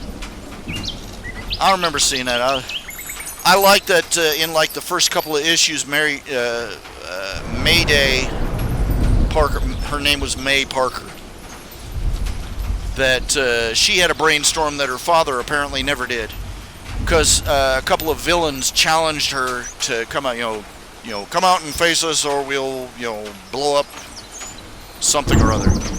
And she shows up, along with about 20 or 30 of the other heroes running around New York City at the time. They surrendered on the spot. And there was another one where this guy, he got hold of this dragon statue that turned him into a gigantic dragon man, and he goes on a rampage, and she's battling him. He picks up a boxcar from a train overhead. He's holding it over his head, and he's going to throw it at her. So she just hits his wrists with webbing line and yanks. Boom goes the the boxcar down right on top of his head. I laughed my ass off in that comic book store reading that.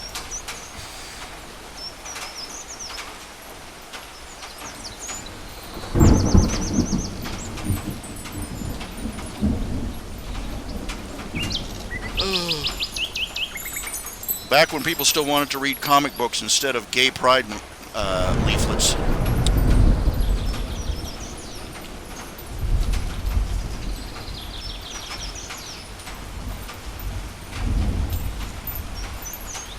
Guy made an interesting point. It's about the same time that our country has started becoming incredibly secular and even agnostic or atheist that you see the rise of things like flat earthers and anti-vaxxers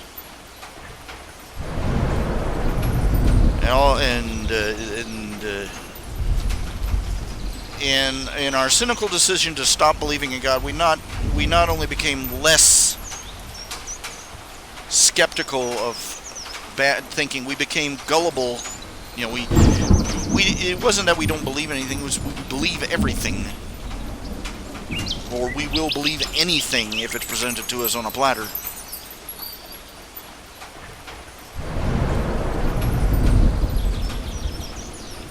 Rejecting the idea of God hasn't made us more skeptical or thoughtful or scientific. In fact, it's done the exact opposite. And you see it in the resurfacing of ideas that died out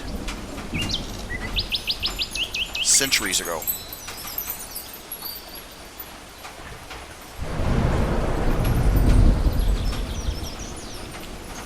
There shouldn't be a civilized country on the planet where socialism is spoken of with anything but ridicule. We're sitting here watching countries like Venezuela self-destruct under socialism, and even as we're watching Rome burn, there's somebody trying to sell matches in Washington, D.C.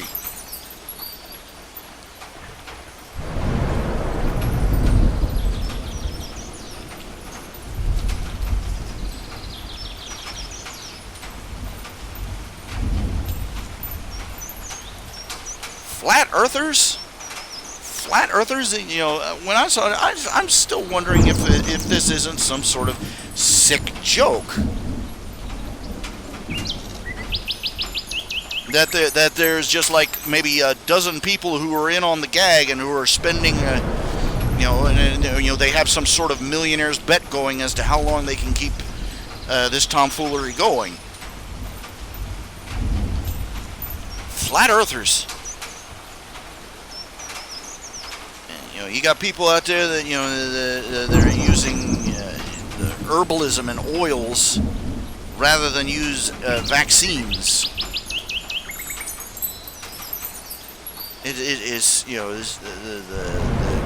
humanity is collectively getting more gullible and stupid by the minute.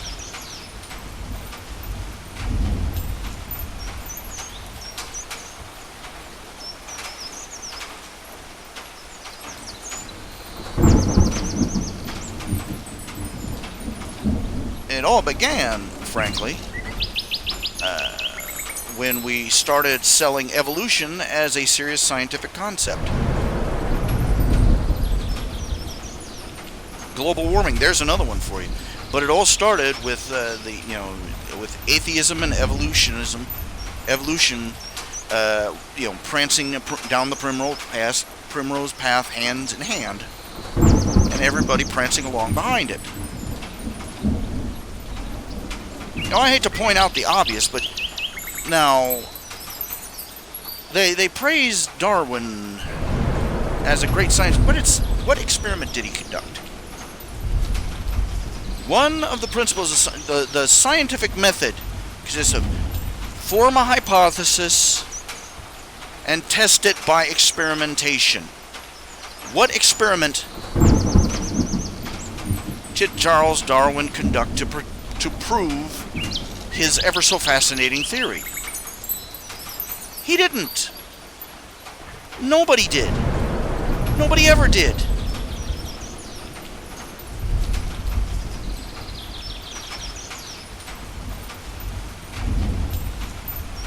It's like the sock-stealing elves from South Park, you know.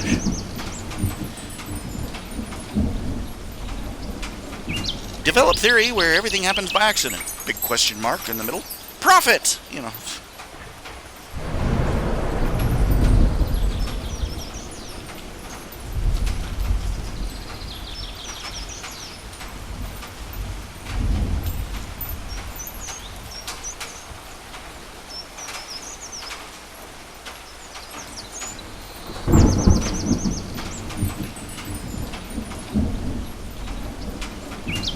As soon as that became de facto, you know, the holy gospel of the scientific community, everybody's brains started turning to mush.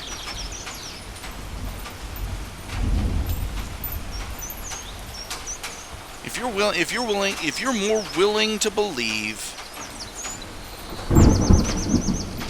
that the universe, with all its complexity, with all its intricacy, with all the knowledge and information encoded in every living thing, if you're willing to believe all of that happened by accident, I got a bridge to sell you because you believe anything. Anything that tickles your ears, anyway.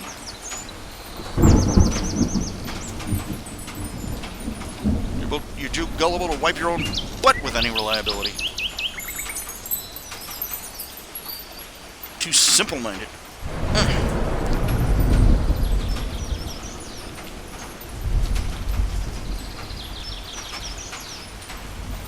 And consider this, that the de facto thinking is, okay, if it involves intelligent design, if your theory involves intelligent design in any way, it's unscientific. How does that work? Who decided that intelligence was not admissible as a scientific possibility?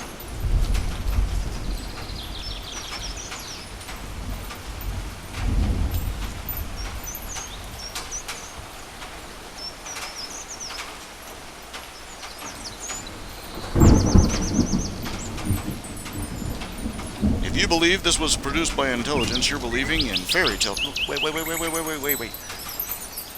Intelligence is a phenomenon that we have observed in nature. Humans exercise it, usually against their will. But strictly speaking, we have observed intelligence as a phenomenon in the universe. That when it is applied to the universe, it creates order, complexity, structure, information. It is the only observed phenomenon that increases order and structure in the universe.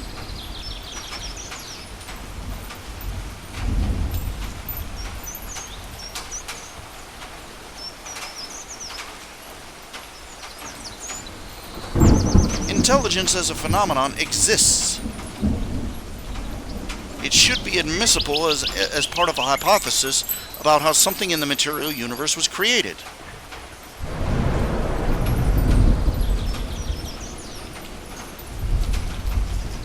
But our supposed intellectual betters, the evolutionary scientists, treat intelligence and intelligent design as if they were something they found in a unicorn farm.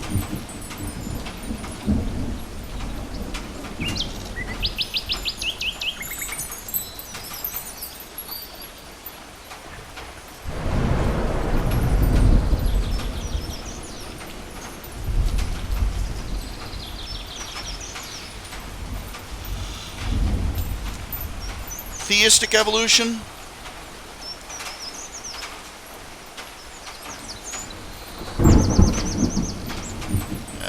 That's for people who are both too stupid to realize, that's for people who are both stupid and cowardly.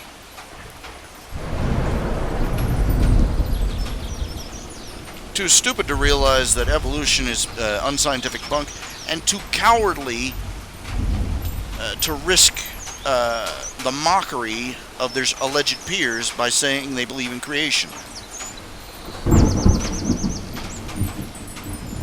Theistic evolution requires that you believe that God was somehow too stupid to design the world right the first time.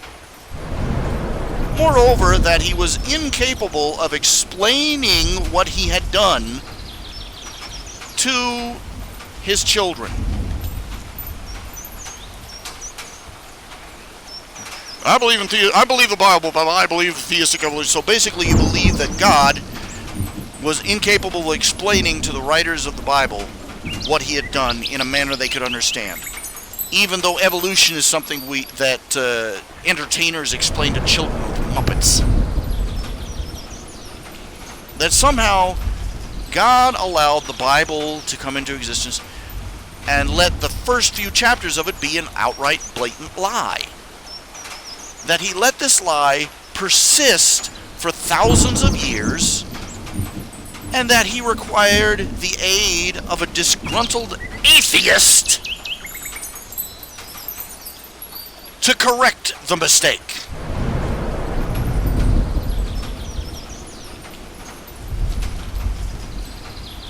That you basically believe that God floated around for thousands and thousands of years, and then finally said, whoops, my bad, here's Charles Darwin to explain everything for you.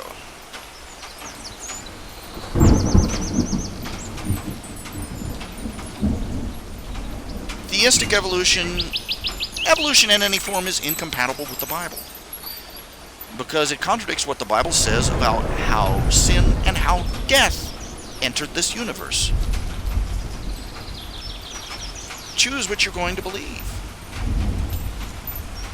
It contradicts not only how it says God made the world, it contradicts every other important detail of the Bible.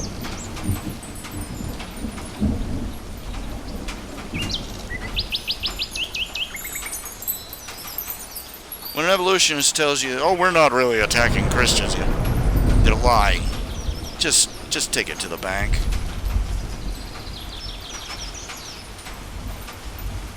Most of them are clinging to evolution because it gives them just a tingle of glee to know that they're pissing off the old Sunday school teacher they hated so much.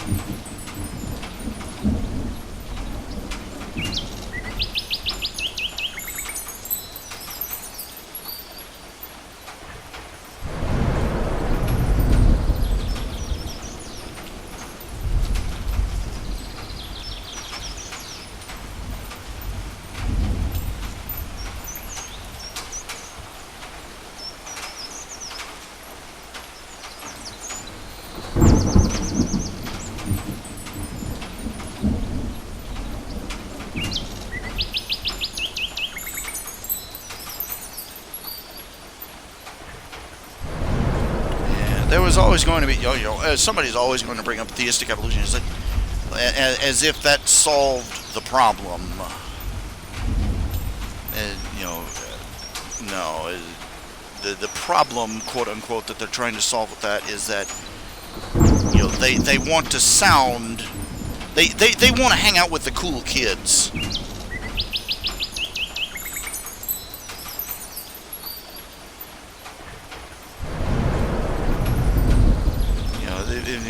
If I tell them I believe the Bible, if I tell them I believe the Bible, they won't think I'm cool anymore, and they'll break my glasses and take away my cool candy cigarettes. Oh yes, I heard about Alabama's abortion ban. I've also heard the screams of primal rage from feminists and the usual suspects all up and down the country. Imagine that. Somebody finally decides that killing babies is wrong.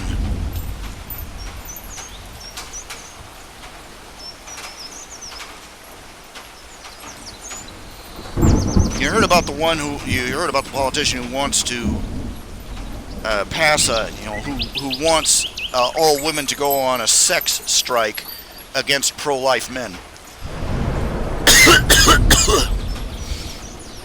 Well, lady, just wave a flag there. How to get into a feminist pants in 5 minutes. Oh, I'm pro-choice.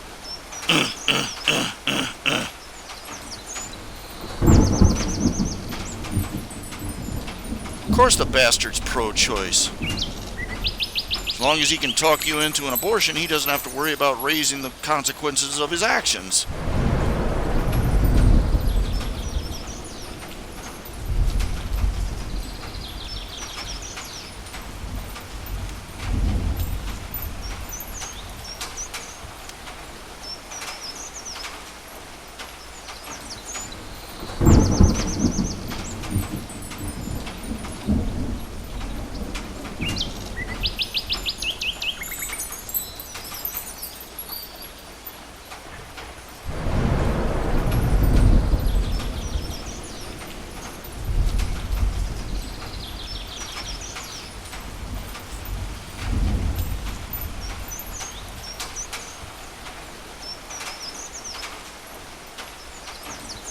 You don't want to have babies out of wedlock? Here's a solution. Stop having sex out of wedlock.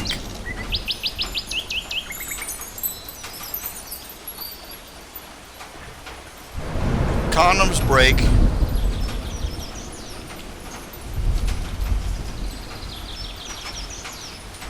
IUDs slip out, and the pill sometimes fails.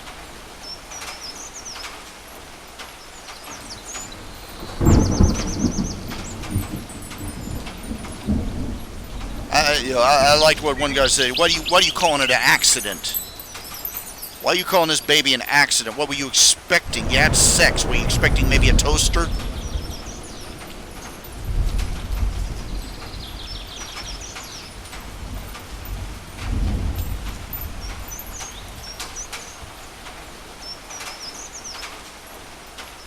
Oh, what about rape? What about incest? What about them? Last I checked, rapists and child molesters had a pretty short and grim future in this country.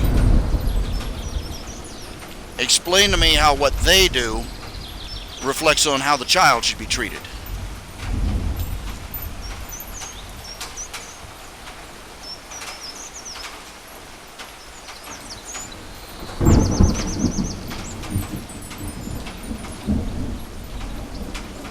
Yes, it's terrible that a woman would be forced to go through that, but it's a life. It's a human being. It's a human life.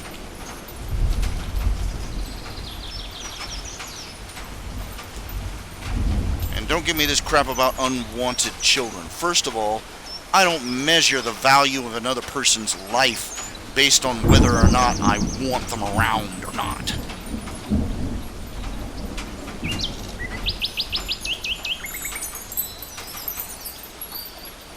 There'd be a whole lot fewer people around here if I was allowed to just push anybody off a cliff I considered personally inconvenient.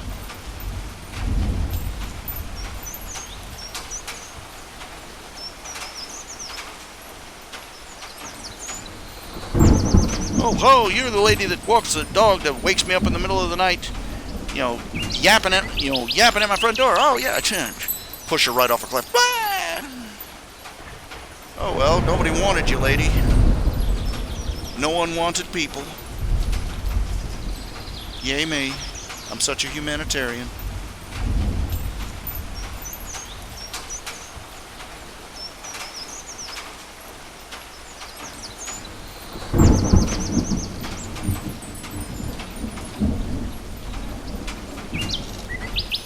There isn't a single adoption agency out there without a waiting list. Don't talk to me about unwanted children.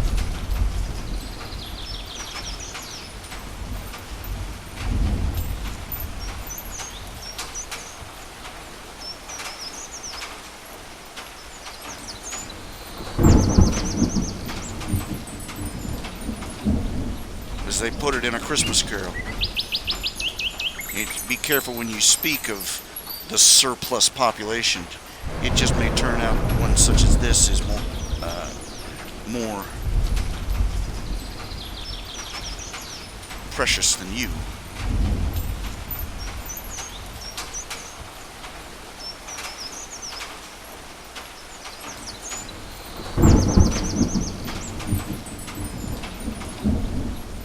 Society that treats human beings as expendable, as something that only has a right to live as long as other people aren't inconvenienced, is due for a damnation.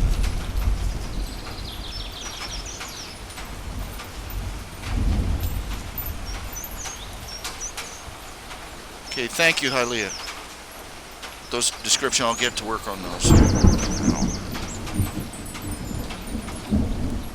Our society, our civilization, our country, our society has so much to answer to for what we've tolerated so long. Since the 1970s, we've tolerated the murder of the unborn.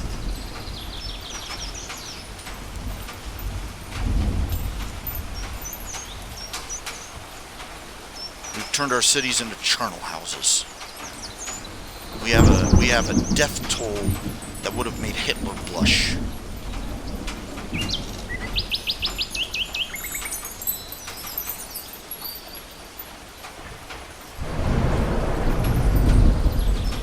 And it's only God's everlasting grace that we haven't been called into account for it yet.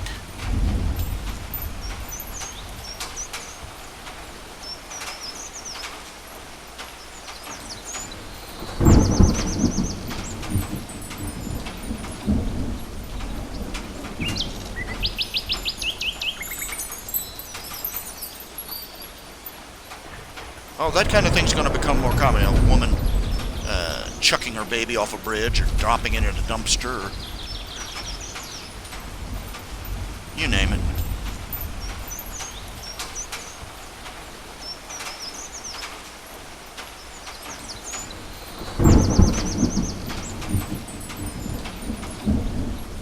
Unless we turn the tide back, unless we thwart the course of history, this is where it's going to go.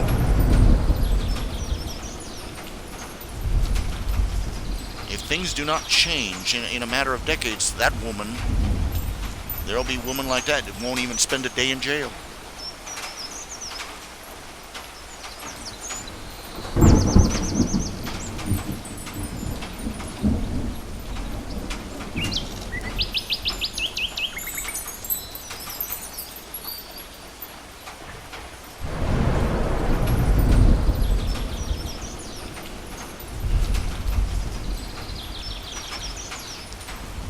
Okay, it is closing in on 10 o'clock. I'm going to go ahead and call it a night, y'all. I hate to close it out on such a grim note. I really need to start researching, trying to get together more material, more ideas, more things, more topics to talk about, so I don't have to wing it so much. Have more things to put on the show than, me and my meanderings.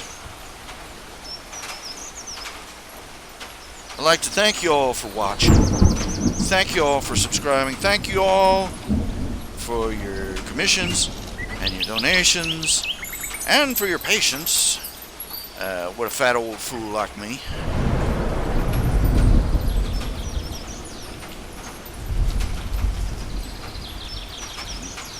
And you all take care of yourselves, and God bless all of y'all. Watch over one another, alright?